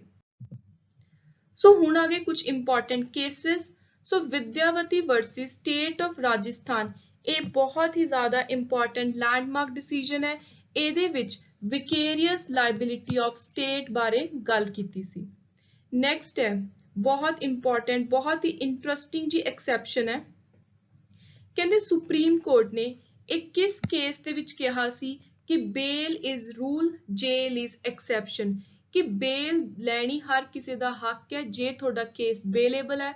ਜੇਲ੍ਹ 'ਚ ਜਾਣਾ ਇੱਕ ਐਕਸੈਪਸ਼ਨ ਹੈ। ਸੋ ਜੇ ਤੁਸੀਂ ਬਾਈ ਚਾਂਸ ਬੇਲ ਨਹੀਂ ਲੈ ਪਾ ਰਹੇ ਸਿਰਫ ਤੁਸੀਂ ਤਾਂ ਹੀ ਜੇਲ੍ਹ ਜਾਓਗੇ, ਅਦਰਵਾਈਜ਼ ਜੇ ਤੁਹਾਡਾ offense ਨੋਰਮਲ ਬੇਲੇਬਲ ਨੇਚਰ ਦਾ ਤੁਹਾਨੂੰ ਬੇਲ ਮਿਲ ਸਕਦੀ ਹੈ ਉਸ offense ਦੇ ਅੰਦਰ, ਤਾਂ ਤੁਹਾਨੂੰ ਬੇਲ ਲੈਣ ਤੋਂ ਕੋਈ ਵੀ ਰੋਕ ਨਹੀਂ ਸਕਦਾ। ਸੋ ਇਹ ਕਿਹਾ ਗਿਆ ਸੀ Moti Ram versus state of MP case 'ਚ। ਨੈਕਸਟ ਹੈ 63। ਕਹਿੰਦੇ ਐਂਟੀਸਪੇਟਰੀ ਬੇਲ ਲੈਣ ਦਾ ਜਿਹੜਾ ਪ੍ਰਿੰਸੀਪਲ ਹੈ ਉਹਦੀਆਂ ਗਾਈਡਲਾਈਨਸ ਨੇ ਰੂਲਸ ਨੇ ਉਹ ਕਿਹੜੇ ਕੇਸ ਦੇ ਵਿੱਚ ਲਿਖਿਆ ਨੇ। ਸੋ ਇਹ ਲਿਖਿਆ ਹੋਈਆਂ ਨੇ Gurbaksh Singh versus state of Punjab. Anticipatory bail ਹੁੰਦੀ ਹੈ ਕਿ ਹਜੇ ਤੁਹਾਡੇ ਉੱਤੇ ਕਿਸੇ ਨੇ ਕੋਈ ਕੇਸ ਨਹੀਂ ਕੀਤਾ, ਕੋਈ FIR ਨਹੀਂ ਦਰਜ ਕਰਾਈ, ਤੁਹਾਨੂੰ ਲੱਗ ਰਿਹਾ ਪਹਿਲਾਂ ਹੀ ਤੁਸੀਂ ਐਂਟੀਸਿਪੇਟ ਕਰ ਲਿਆ ਕਿ ਸ਼ਾਇਦ ਉਹ ਬੰਦਾ ਮੇਰੇ ਉੱਤੇ FIR ਕਰਾ ਸਕਦਾ। ਸੋ ਤੁਸੀਂ ਆਪਣੀ ਗ੍ਰਿਫਤਾਰੀ ਤੋਂ ਬਚਣ ਦੇ ਲਈ ਕੋਰਟ ਵਿੱਚ ਪਹਿਲਾਂ ਹੀ ਐਂਟੀਸਿਪੇਟਰੀ ਬੇਲ ਪਾ ਦਿੰਦੇ ਹੋ। ਨੈਕਸਟ ਹੈ 64th Sarla Mudgal president Kalyani versus state of India ਇਸ case on which of the following. So ਜਿਹੜਾ ਸਰਲਾ ਮੁਦਗਲ ਵਾਲਾ ਕੇਸ ਹੈ ਇਹ ਬਹੁਤ ਇੰਪੋਰਟੈਂਟ ਕੇਸ ਹੈ। ਇਹ ਹੈ ਰਿਲੇਟਡ ਟੂ ਬਾਈਗੇਮੀ। ਸੋ ਦੋ ਵਿਆਹਾਂ ਵਾਲਾ ਜਿਹੜਾ ਕੇਸ ਹੈ ਉਹਦੇ ਲਈ ਇਹ ਇੰਪੋਰਟੈਂਟ ਡਿਸੀਜਨ ਲਿਆਂਦਾ ਗਿਆ ਸੀ। ਨੈਕਸਟ ਹੈ ਰੈਸ ਜੁਡੀਕਾਟਾ ਦਾ ਕੀ ਮਤਲਬ ਹੈ। ਸੋ ਸਿਵਲ ਲਾਅ ਦੀ ਜੇ ਗੱਲ ਕਰੀਏ CPC ਦੀ ਸਿਵਲ ਪ੍ਰੋਸੀਜਰ ਕੋਡ ਦੀ, ਉਹਦੀ ਇਹ ਬਹੁਤ ਇੰਪੋਰਟੈਂਟ ਟਰਮ ਹੈ। ਸੋ ਰੈਸ ਜੁਡੀਕਾਟਾ ਦਾ ਮਤਲਬ ਹੈ ਜੋ ਕੇਸ ਆਲਰੇਡੀ ਡਿਸਾਈਡ ਹੋ ਚੁੱਕਿਆ, ਅ ਮੈਟਰ ਆਲਰੇਡੀ ਐਡਜੂਡੀਕੇਟਡ। 66 ਹੈ where a person challenges a decree he shall challenge the same by file। ਜੇ ਕੋਈ ਕਿਸੇ ਸਿਵਲ ਕੋਰਟ ਦੇ ਕੇਸ ਨੂੰ ਡੀਕਰੀ ਨੂੰ ਚੈਲੰਜ ਕਰਨਾ ਚਾਹੁੰਦਾ, ਕੋਈ ਸੈਟੀਸਫਾਈ ਨਹੀਂ ਹੈ ਡਿਸੀਜਨ ਤੋਂ, ਤਾਂ ਉਹ ਉਸ ਦੇ ਲਈ ਇੱਕ ਅਪੀਲ ਫਾਈਲ ਕਰ ਸਕਦਾ ਹੈ ਅਪਰ ਕੋਰਟ ਦੇ ਵਿੱਚ। ਨੈਕਸਟ ਹੈ a dash is said to take place when high court calls for any record in any case decided by subordinate court and pass an appropriate order। ਸੋ ਕਹਿੰਦੇ ਕਈ ਵਾਰੀ ਕੀ ਹੁੰਦਾ ਜਿਹੜੀ ਹਾਈ ਕੋਰਟ ਆ ਉਹਨੂੰ ਇਹ ਲੱਗਦਾ ਵੀ ਕੋਈ ਇਹੋ ਜਿਹਾ ਡਿਸੀਜਨ ਹੈ, ਕੋਈ ਇਹੋ ਜਿਹਾ ਇੰਪੋਰਟੈਂਟ ਕੇਸ ਆ ਜਿਹੜਾ ਛੋਟੇ ਲੈਵਲ ਦੀ ਹਾਈ ਕੋਰਟ ਤੋਂ ਨੀਚੇ ਸਬਆਰਡੀਨੇਟ ਡਿਸਟ੍ਰਿਕਟ ਕੋਰਟ ਦੇ ਵਿੱਚ ਚੱਲ ਰਿਹਾ, ਪਰ ਹਾਈ ਕੋਰਟ ਚਾਹੁੰਦੀ ਹੈ ਕਿ ਉਹਨੂੰ ਮੈਂ ਆਪਦੇ ਕੋਲ ਲੈ ਕੇ ਆਵਾਂ ਤੇ ਉਹਦੇ ਤੇ ਇੱਕ ਸਹੀ ਡਿਸੀਜਨ ਦਵਾਂ। ਸੋ ਇਸ ਚੀਜ਼ ਨੂੰ ਆਪਾਂ ਕਹਿੰਦੇ ਆ ਰੈਫਰੈਂਸ। ਜਦੋਂ ਹਾਈ ਕੋਰਟ ਆਪ ਕੋਈ ਛੋਟੀ ਕੋਰਟ ਦਾ ਜਿਹੜਾ ਕੇਸ ਆ ਉਹਦਾ ਪੂਰਾ ਰਿਕਾਰਡ ਆਪਣੇ ਕੋਲ ਮੰਗਾਵੇ। ਨੈਕਸਟ ਹੈ 68। ਕਹਿੰਦੇ ਕਿਹੜੇ ਆਰਟੀਕਲ ਦੇ ਵਿੱਚ ਇਹ ਲਿਖਿਆ ਹੋਇਆ ਹੈ ਵੀ ਜਿਹੜਾ ਸੁਪਰੀਮ ਕੋਰਟ ਦਾ ਡਿਸੀਜਨ ਹੈ ਉਹ ਭਾਰਤ ਦੀਆਂ ਸਾਰੀਆਂ ਕੋਰਟਸ ਦੇ ਉੱਤੇ ਬਾਈਂਡਿੰਗ ਹੈ, ਉਹਨਾਂ ਨੂੰ ਮੰਨਣਾ ਪਊ। सो ये दिता होया article 141 of Indian constitution. Very very important question. Next भी बहुत इंपॉर्टेंट है, what is in camera proceeding. ਤੁਹਾਨੂੰ ਨਾਮ ਦੇਖ ਕੇ ਲੱਗ ਰਿਹਾ ਹੋਊਗਾ ਕਿ ਇਨ ਕੈਮਰਾ ਮਤਲਬ ਕਿ ਇਹਨੂੰ ਕੋਈ ਵੀ ਦੇਖ ਸਕਦਾ ਜਾਂ ਕੈਮਰੇ ਦੇ ਵਿੱਚ ਰਿਕਾਰਡ ਕੀਤੀ ਜਾਂਦੀ ਹੈ। ਸੋ ਇਨ ਕੈਮਰੇ ਪ੍ਰੋਸੀਡਿੰਗ ਦਾ ਮਤਲਬ ਹੈ ਸੀਕ੍ਰੇਟ। ਇਹ ਜੀ ਪ੍ਰੋਸੀਡਿੰਗ ਜਿਹੜੀ ਬੰਦ ਦਰਵਾਜ਼ਿਆਂ ਦੇ ਅੰਦਰ ਕੀਤੀ ਜਾਵੇ, ਜਿਹਦੇ ਵਿੱਚ ਜਨਰਲ ਪਬਲਿਕ ਨੂੰ, ਮੀਡੀਆ ਨੂੰ ਜਾਣ ਦਾ ਕੋਈ ਵੀ ਹੱਕ ਨਹੀਂ ਹੈ। So where the general public will not have access to particular room or building used by the court for that inquiry or trial। So 70th ਕਹਿੰਦੇ ਜਿਹੜਾ ਕ੍ਰਿਮੀਨਲ ਪ੍ਰੋਸੀਜਰ ਕੋਡ ਹੈ ਉਹਦੇ ਵਿੱਚ ਇੱਕ ਮੇਨਟੇਨੈਂਸ ਨੂੰ ਲੈ ਕੇ ਕਿ ਜੇ ਕਿਸ ਦਾ ਡਿਵੋਰਸ ਵਗੈਰਾ ਹੁੰਦਾ ਜਾਂ ਕੋਈ ਜੁਡੀਸ਼ੀਅਲ ਸੈਪਰੇਸ਼ਨ ਆ ਤਾਂ ਇੱਕ ਜਿਹੜੀ ਵਾਈਫ ਹੈ ਉਹ ਮੇਨਟੇਨੈਂਸ ਦਾ ਇੱਕ ਪ੍ਰੋਸੀਜਰ ਚਲਾ ਸਕਦੀ ਹੈ। ਸੋ ਇੱਕ ਪ੍ਰੋਸੀਜਰਲ ਲਾਅ ਹੈ ਜਿਹੜਾ ਦੱਸਦਾ ਹੈ ਕਿ ਕਿਵੇਂ ਮੇਨਟੇਨੈਂਸ ਲਈ ਜਾ ਸਕਦੀ ਹੈ। ਨੈਕਸਟ ਹੈ 71 a police officer not in uniform. ਕਹਿੰਦੇ ਬਿਨਾਂ ਯੂਨੀਫਾਰਮ ਤੋਂ ਜੇ ਸਿਵਲ ਵਰਦੀ ਦੇ ਵਿੱਚ ਕੋਈ ਪੁਲਿਸ ਆਫਿਸਰ ਹੈ ਤਾਂ ਕੀ ਉਹ ਕਿਸੇ ਬੰਦੇ ਨੂੰ ਅਰੈਸਟ ਕਰ ਸਕਦਾ ਹੈ। ਸੋ ਇਹਦਾ ਆਨਸਰ ਹੈ yes, he can arrest a person. Next ਕਹਿੰਦੇ ਇੱਕ ਲੀਗਲ ਪ੍ਰੋਸੀਜਰ ਦਾ ਪ੍ਰੋਸੈਸ ਦਾ ਸਹੀ ਆਰਡਰ ਦੱਸੋ। ਸੋ ਇਹ ਹੈ ਆਪਸ਼ਨ ਏ। ਸੋ ਸਭ ਤੋਂ ਪਹਿਲਾਂ ਸੰਮਨ ਭੇਜੇ ਜਾਂਦੇ ਨੇ, ਜੇ ਸੰਮਨ ਤੇ ਨਹੀਂ ਬੰਦਾ ਆਉਂਦਾ ਫਿਰ ਵਾਰੰਟ ਹੁੰਦੇ ਨੇ ਅਰੈਸਟ ਦੇ। ਉਸ ਤੋਂ ਬਾਅਦ ਪ੍ਰੋਕਲੇਮ ਕੀਤਾ ਜਾਂਦਾ ਉਹਨੂੰ ਅਫੈਂਡਰ, ਉਹਨੂੰ ਇੱਕ ਤਰ੍ਹਾਂ ਨਾਲ ਭਗੌੜਾ ਕਰਾਰ ਕੀ ਦਿੱਤਾ ਜਾਂਦਾ ਹੈ। ਫਿਰ ਜੋ ਫਿਰ ਵੀ ਨਹੀਂ ਆਉਂਦਾ, ਜਿਹੜਾ ਕੋਈ ਵੀ ਕ੍ਰਿਮੀਨਲ ਹੈ, ਅਕਿਊਜ਼ਡ ਹੈ, ਤਾਂ ਫਿਰ ਜੋ ਉਹਦੀ ਪ੍ਰਾਪਰਟੀ ਹੈ ਉਹਨੂੰ ਅਟੈਚ ਕੀਤਾ ਜਾਂਦਾ ਹੈ। 73 ਹੈ a person arrested by a police officer. So ਜੋ ਵੀ ਬੰਦਾ ਆਪਾਂ ਕੋਈ ਪੁਲਿਸ ਆਫਿਸਰ ਅਰੈਸਟ ਕਰਦੇ ਆ ਕਿਸੇ ਨੂੰ, ਉਹਨੂੰ ਆਪਾਂ ਕਿੰਨੇ ਸਮੇਂ ਦੇ ਲਈ ਆਪਣੀ ਕਸਟਡੀ 'ਚ ਰੱਖ ਸਕਦੇ ਹਾਂ। ਸੋ 24 ਆਵਰਸ ਆਪਾਂ ਨੇ ਮੈਜਿਸਟ੍ਰੇਟ ਦੇ ਕੋਲ 24 ਘੰਟਿਆਂ ਦੇ ਅੰਦਰ ਅੰਦਰ ਉਸ ਬੰਦੇ ਨੂੰ ਪੇਸ਼ ਕਰਨਾ ਹੁੰਦਾ ਹੈ। ਸੋ ਇਹ ਕੁਐਸਚਨ ਬਹੁਤ ਜ਼ਿਆਦਾ ਇੰਪੋਰਟੈਂਟ ਹੈ। ਨੈਕਸਟ ਕਹਿੰਦੇ ਸੰਮਨ ਕਿਵੇਂ ਭੇਜੇ ਜਾਂਦੇ ਨੇ। ਜੇ ਆਪਾਂ ਨੇ ਕਿਸੇ ਦੇ ਕੋਲ ਸੰਮਨ ਭੇਜਣੇ ਨੇ ਤਾਂ ਆਪਾਂ ਇਹਨਾਂ ਚੋਂ ਕਿਸੇ ਵੀ ਆਪਸ਼ਨ ਨੂੰ ਅਵੇਲ ਕਰ ਸਕਦੇ ਹਾਂ, ਚਾਹੇ ਕੋਈ ਪੁਲਿਸ ਆਫਿਸਰ ਭੇਜੇ, ਕੋਈ ਕੋਰਟ ਆਪਣਾ ਆਫਿਸਰ ਭੇਜੇ ਜਾਂ ਫਿਰ ਕੋਈ ਵੀ ਹੋਰ ਆਥੋਰਾਈਜ਼ਡ ਪਬਲਿਕ ਸਰਵੈਂਟ। ਸੋ ਕਹਿੰਦੇ ਜਿਹੜੇ ਹਿਊਮਨ ਰਾਈਟਸ ਨੇ, ਜਿਹੜੇ ਆਪਾਂ ਵਰਲਡ ਲੈਵਲ ਤੇ ਗੱਲ ਕਰਦੇ ਹਾਂ, ਯੂਨਾਈਟਿਡ ਨੇਸ਼ਨਸ ਬਾਰ-ਬਾਰ ਇਹਦੀ ਗੱਲ ਕਰਦੀ ਹੈ, ਇੰਟਰਨੈਸ਼ਨਲ ਲੈਵਲ ਦੇ ਜਿਹੜੇ ਰਾਈਟਸ ਨੇ, ਕਹਿੰਦੇ ਕਿਸ ਨੇਚਰ ਦੇ ਰਾਈਟਸ ਨੇ। ਸੋ ਇਹ ਯੂਨੀਵਰਸਲ ਨੇ, ਪੂਰੇ ਵਰਲਡ ਦੇ ਉੱਤੇ ਲਾਗੂ ਹੋਣ ਵਾਲੇ ਰਾਈਟਸ ਨੇ। ਨੈਕਸਟ ਕਹਿੰਦੇ ਉੱਤਰਾਖੰਡ ਨੂੰ ਕਿਹੜੇ ਸਾਲ ਦੇ ਵਿੱਚ ਇੱਕ ਸੈਪਰੇਟ ਸਟੇਟ ਡਿਕਲੇਅਰ ਕੀਤਾ ਸੀ। ਸੋ ਇਹਨੂੰ ਕੀਤਾ ਸੀ 2000 ਦੇ ਵਿੱਚ। Next the list that contains subject that is common to both union and state। ਆਪਾਂ ਨੂੰ ਪਤਾ ਹੈ ਜਿਹੜਾ ਆਪਣਾ ਸੰਵਿਧਾਨ ਹੈ, ਕਨਸਟੀਟਿਊਸ਼ਨ ਹੈ, ਉਹਦੇ ਵਿੱਚ ਕੁਝ ਲਿਸਟਾਂ ਦਿੱਤੀਆਂ ਹੋਈਆਂ ਨੇ, ਯੂਨੀਅਨ, ਸਟੇਟ, ਕਨਕਰੈਂਟ। ਸੋ ਕਹਿੰਦੇ ਜਿਹੜੀ ਕਨਕਰੈਂਟ ਲਿਸਟ ਹੈ ਉਹਦੇ ਵਿੱਚ ਕਾਮਨ ਸਬਜੈਕਟ ਦੱਸੇ ਨੇ ਵੀ ਇਹੋ ਜਿਹੇ ਸਬਜੈਕਟ ਜਿਨ੍ਹਾਂ ਉੱਤੇ ਯੂਨੀਅਨ ਤੇ ਸਟੇਟ ਇਹ ਦੋਨੋਂ ਸਰਕਾਰਾਂ ਆਪਣੇ ਕੋਈ ਵੀ ਡਿਸੀਜਨ ਨੇ, ਕੋਈ ਰੂਲਸ ਬਣਾਉਣੇ ਨੇ, ਉਹ ਬਣਾ ਸਕਦੀਆਂ ਨੇ ਮਿਲ ਕੇ। ਨੈਕਸਟ ਹੈ 78 which case laid down that basic structure doctrine of Constitution of India। ਸੋ ਆਪਾਂ ਨੂੰ ਪਤਾ ਹੈ ਕਿ ਜਿਹੜਾ ਕਨਸਟੀਟਿਊਸ਼ਨ ਦਾ ਇੱਕ ਬੇਸਿਕ ਸਟਰਕਚਰ ਆ ਉਹਨੂੰ ਆਪਾਂ ਅਮੈਂਡ ਨਹੀਂ ਕਰ ਸਕਦੇ, ਉਹਨੂੰ ਆਪਾਂ ਬਦਲ ਨਹੀਂ ਸਕਦੇ। ਸੋ ਜਿਹੜੀਆਂ ਕਨਸਟੀਟਿਊਸ਼ਨ ਦੀਆਂ ਕੁਝ ਕਹਿ ਸਕਦੇ ਹਾਂ ਆਪਾਂ ਨੀਂਹ ਨੇ, ਉਹਦੀਆਂ ਜਿਹੜੀਆਂ ਇਹ ਜਿਹੇ ਪ੍ਰਿੰਸੀਪਲ ਨੇ, ਉਹਨਾਂ ਨੂੰ ਆਪਾਂ ਉਹਦੇ ਸਿਧਾਂਤ ਨੇ ਬਦਲ ਨਹੀਂ ਸਕਦੇ। ਅਮੈਂਡਮੈਂਟ ਉਹਨਾਂ ਉੱਤੇ ਆਰਟੀਕਲ 368 ਵਾਲੀ ਅਪਲਾਈ ਨਹੀਂ ਹੁੰਦੀ। ਸੋ 78 ਦਾ ਸਹੀ ਆਨਸਰ ਹੈ option B. So Keshav Nanda Bharati versus state of Kerala ਜਿਹੜਾ ਕੇਸ ਹੈ ਇਹਦੇ ਵਿੱਚ ਦੱਸਿਆ ਗਿਆ ਸੀ ਕਿ ਬੇਸਿਕ ਸਟਰਕਚਰ ਦੇ ਵਿੱਚ ਕੀ ਆਉਂਦਾ ਤੇ ਜਿਹੜੀਆਂ ਚੀਜ਼ਾਂ ਨੂੰ ਆਪਾਂ ਨਹੀਂ ਕਦੇ ਵੀ ਬਦਲ ਸਕਦੇ। ਹੁਣ ਜਿਹੜਾ ਕਨਸਟੀਟਿਊਸ਼ਨ ਹੈ ਇੰਡੀਆ ਦਾ, ਕਹਿੰਦੇ ਉਹ ਕਨਸਟੀਟਿਊਐਂਟ ਅਸੈਂਬਲੀ ਨੇ ਕਿਸ ਦਿਨ ਅਡਾਪਟ ਕੀਤਾ। ਸੋ ਉਰੇ ਅਡਾਪਸ਼ਨ ਦੀ ਗੱਲ ਆ ਰਹੀ ਹੈ। ਸੋ ਅਡਾਪਟ ਕੀਤਾ ਸੀ 26 ਨਵੰਬਰ 1949 ਨੂੰ। ਤੇ ਇਸ ਦਿਨ ਨੂੰ ਆਪਾਂ ਕਿਸ ਡੇ ਦੇ ਨਾਲ ਸੈਲੀਬ੍ਰੇਟ ਕਰਦੇ ਹਾਂ। So 26 November is celebrated as which of the following day in India. So ਇਹਨੂੰ ਆਪਾਂ ਕਨਸਟੀਟਿਊਸ਼ਨ ਡੇ ਦੇ ਨਾਲ ਸੈਲੀਬ੍ਰੇਟ ਕਰਦੇ ਹਾਂ। ਨੈਕਸਟ ਹੈ 81st which of the following element is not necessary for a contract। contract agreement ਬਣਾਉਣ ਦੇ ਲਈ ਇਹਨਾਂ ਚੋਂ ਕਿਹੜੀ ਚੀਜ਼ ਜ਼ਰੂਰੀ ਨਹੀਂ ਹੈ। So reasonable terms and condition ਹੋਣੀਆਂ ਜ਼ਰੂਰੀ ਨਹੀਂ। Next an agreement become a contract. ਇੱਕ ਐਗਰੀਮੈਂਟ ਕਿਸੇ ਦੀ ਆਪਸ ਦੇ ਵਿੱਚ ਕੋਈ ਸਲਾਹ ਹੈ, ਉਹ ਅਸਲੀ ਫਾਰਮਲੀ ਕੰਟਰੈਕਟ ਦਾ ਰੂਪ ਕਦੋਂ ਲੈਂਦੀਆਂ ਨੇ, ਜਦੋਂ ਉਹ ਲਾਅ ਵੱਲੋਂ ਇਨਫੋਰਸ ਕਰ ਦਿੱਤਾ ਜਾਂਦਾ ਹੈ, ਉਹਨੂੰ ਓਕੇ ਕਰ ਦਿੱਤਾ ਜਾਂਦਾ ਹੈ। ਨੈਕਸਟ ਕਹਿੰਦੇ ਕੰਟਰੈਕਟ ਨੂੰ ਬਣਾਉਣ ਦਾ ਸਹੀ ਤਰੀਕਾ ਕੀ ਹੈ। ਸੋ ਸਭ ਤੋਂ ਪਹਿਲਾਂ ਆਪਾਂ ਨੂੰ ਆਫਰ ਚਾਹੀਦੀ ਹੈ, ਉਸ ਆਫਰ ਨੂੰ ਦੂਜੀ ਪਾਰਟੀ ਮੰਨੂ ਐਕਸੈਪਟ ਕਰੂ, ਫਿਰ ਵਿੱਚ ਕੋਈ ਕੰਸੀਡਰੇਸ਼ਨ ਕੋਈ ਪੇਮੈਂਟ ਆਪਾਂ ਕੋਈ ਮਨੀ ਰੱਖਾਂਗੇ ਤੇ ਲਾਸਟ ਵਿੱਚ ਉਹ ਕੰਸੀਡਰੇਸ਼ਨ ਨੂੰ ਲੈ ਕੇ ਦੋਨੋਂ ਪਾਰਟੀਆਂ ਆਪਸ ਦੇ ਵਿੱਚ ਅਗਰੀ ਕਰਨਗੀਆਂ, ਹਾਂ ਕਰਨਗੀਆਂ। ਨੈਕਸਟ ਕਹਿੰਦੇ A supports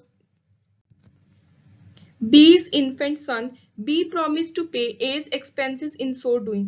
ਕਹਿੰਦੇ A ਕਹਿੰਦਾ ਵੀ ਮੇਰਾ ਕੋਈ ਦੋਸਤ ਆ ਮੰਨ ਲਓ B, ਵੀ ਮੈਂ ਉਹਦੇ ਮੁੰਡੇ ਦੀ ਪੜ੍ਹਾਈ ਦਾ ਖਰਚਾ ਚੁੱਕੂ, ਤੇ B ਕਹਿੰਦਾ ਵੀ ਮੈਂ ਤੈਨੂੰ ਇਹ ਖਰਚੇ ਦੇ ਲਈ ਬਾਅਦ ਵਿੱਚੋਂ ਕੋਈ ਨਾ ਕੋਈ ਪੈਸੇ ਜ਼ਰੂਰ ਦਊਂਗਾ।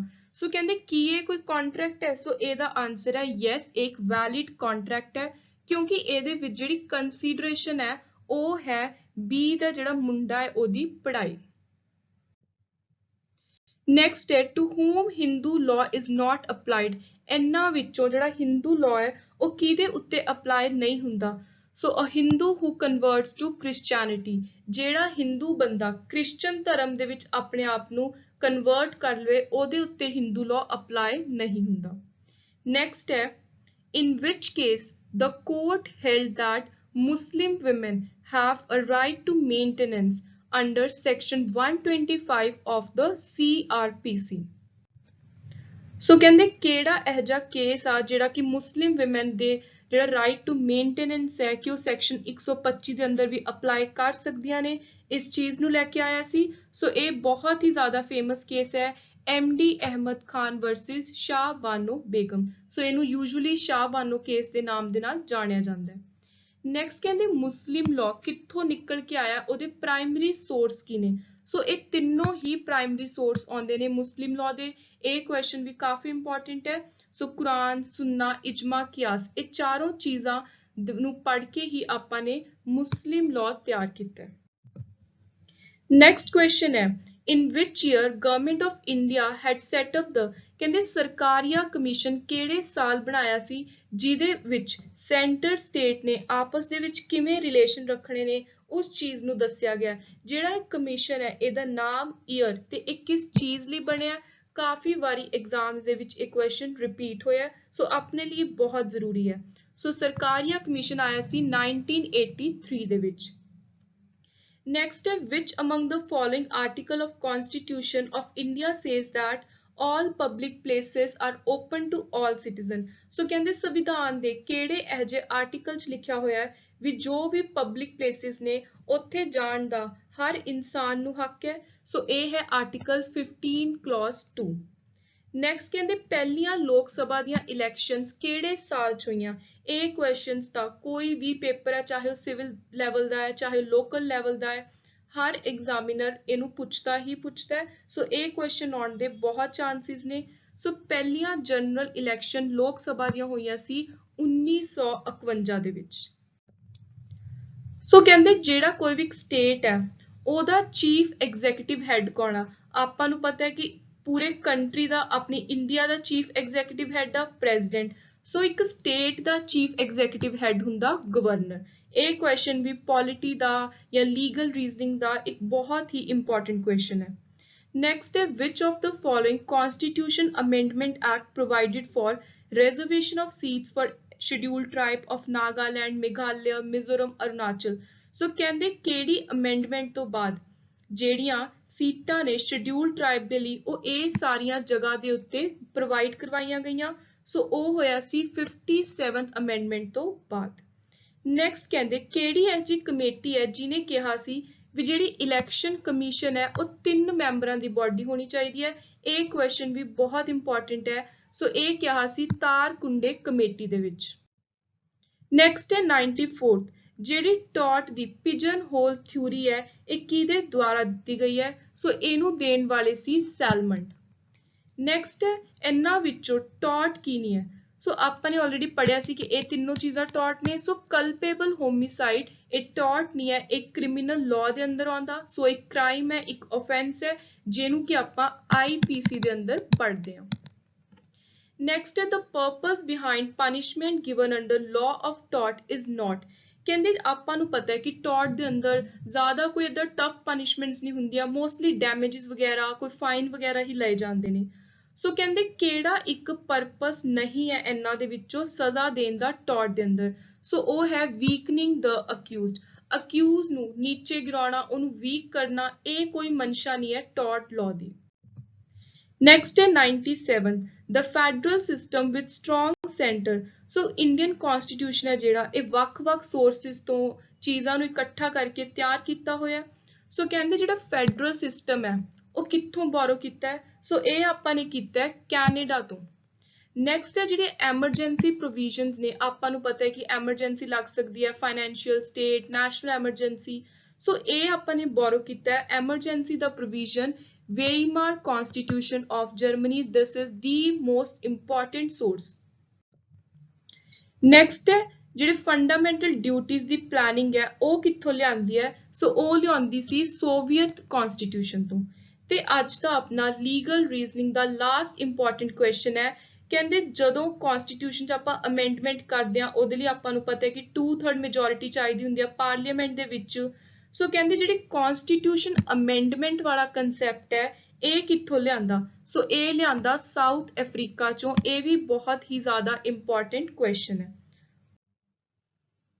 So this was all about our today's lecture, and we have discussed 100 most important and most expected questions from legal reasoning. ਤੇ ਮੈਂ ਟਰਾਈ ਕੀਤਾ ਹੈ ਕਿ ਤੁਹਾਨੂੰ civil, criminal, family law, constitution, general, principle, maxim, ਜੋ ਵੀ ਏਰੀਆ ਕਵਰ ਹੋ ਸਕਦਾ ਹੈ ਆਪਾਂ ਹਰ ਏਰੀਆ ਨੂੰ ਟੱਚ ਕਰੀਏ, ਕਵਰ ਕਰੀਏ। And please do like, comment, share and keep supporting my channel Victor's Knowledge. Thank you.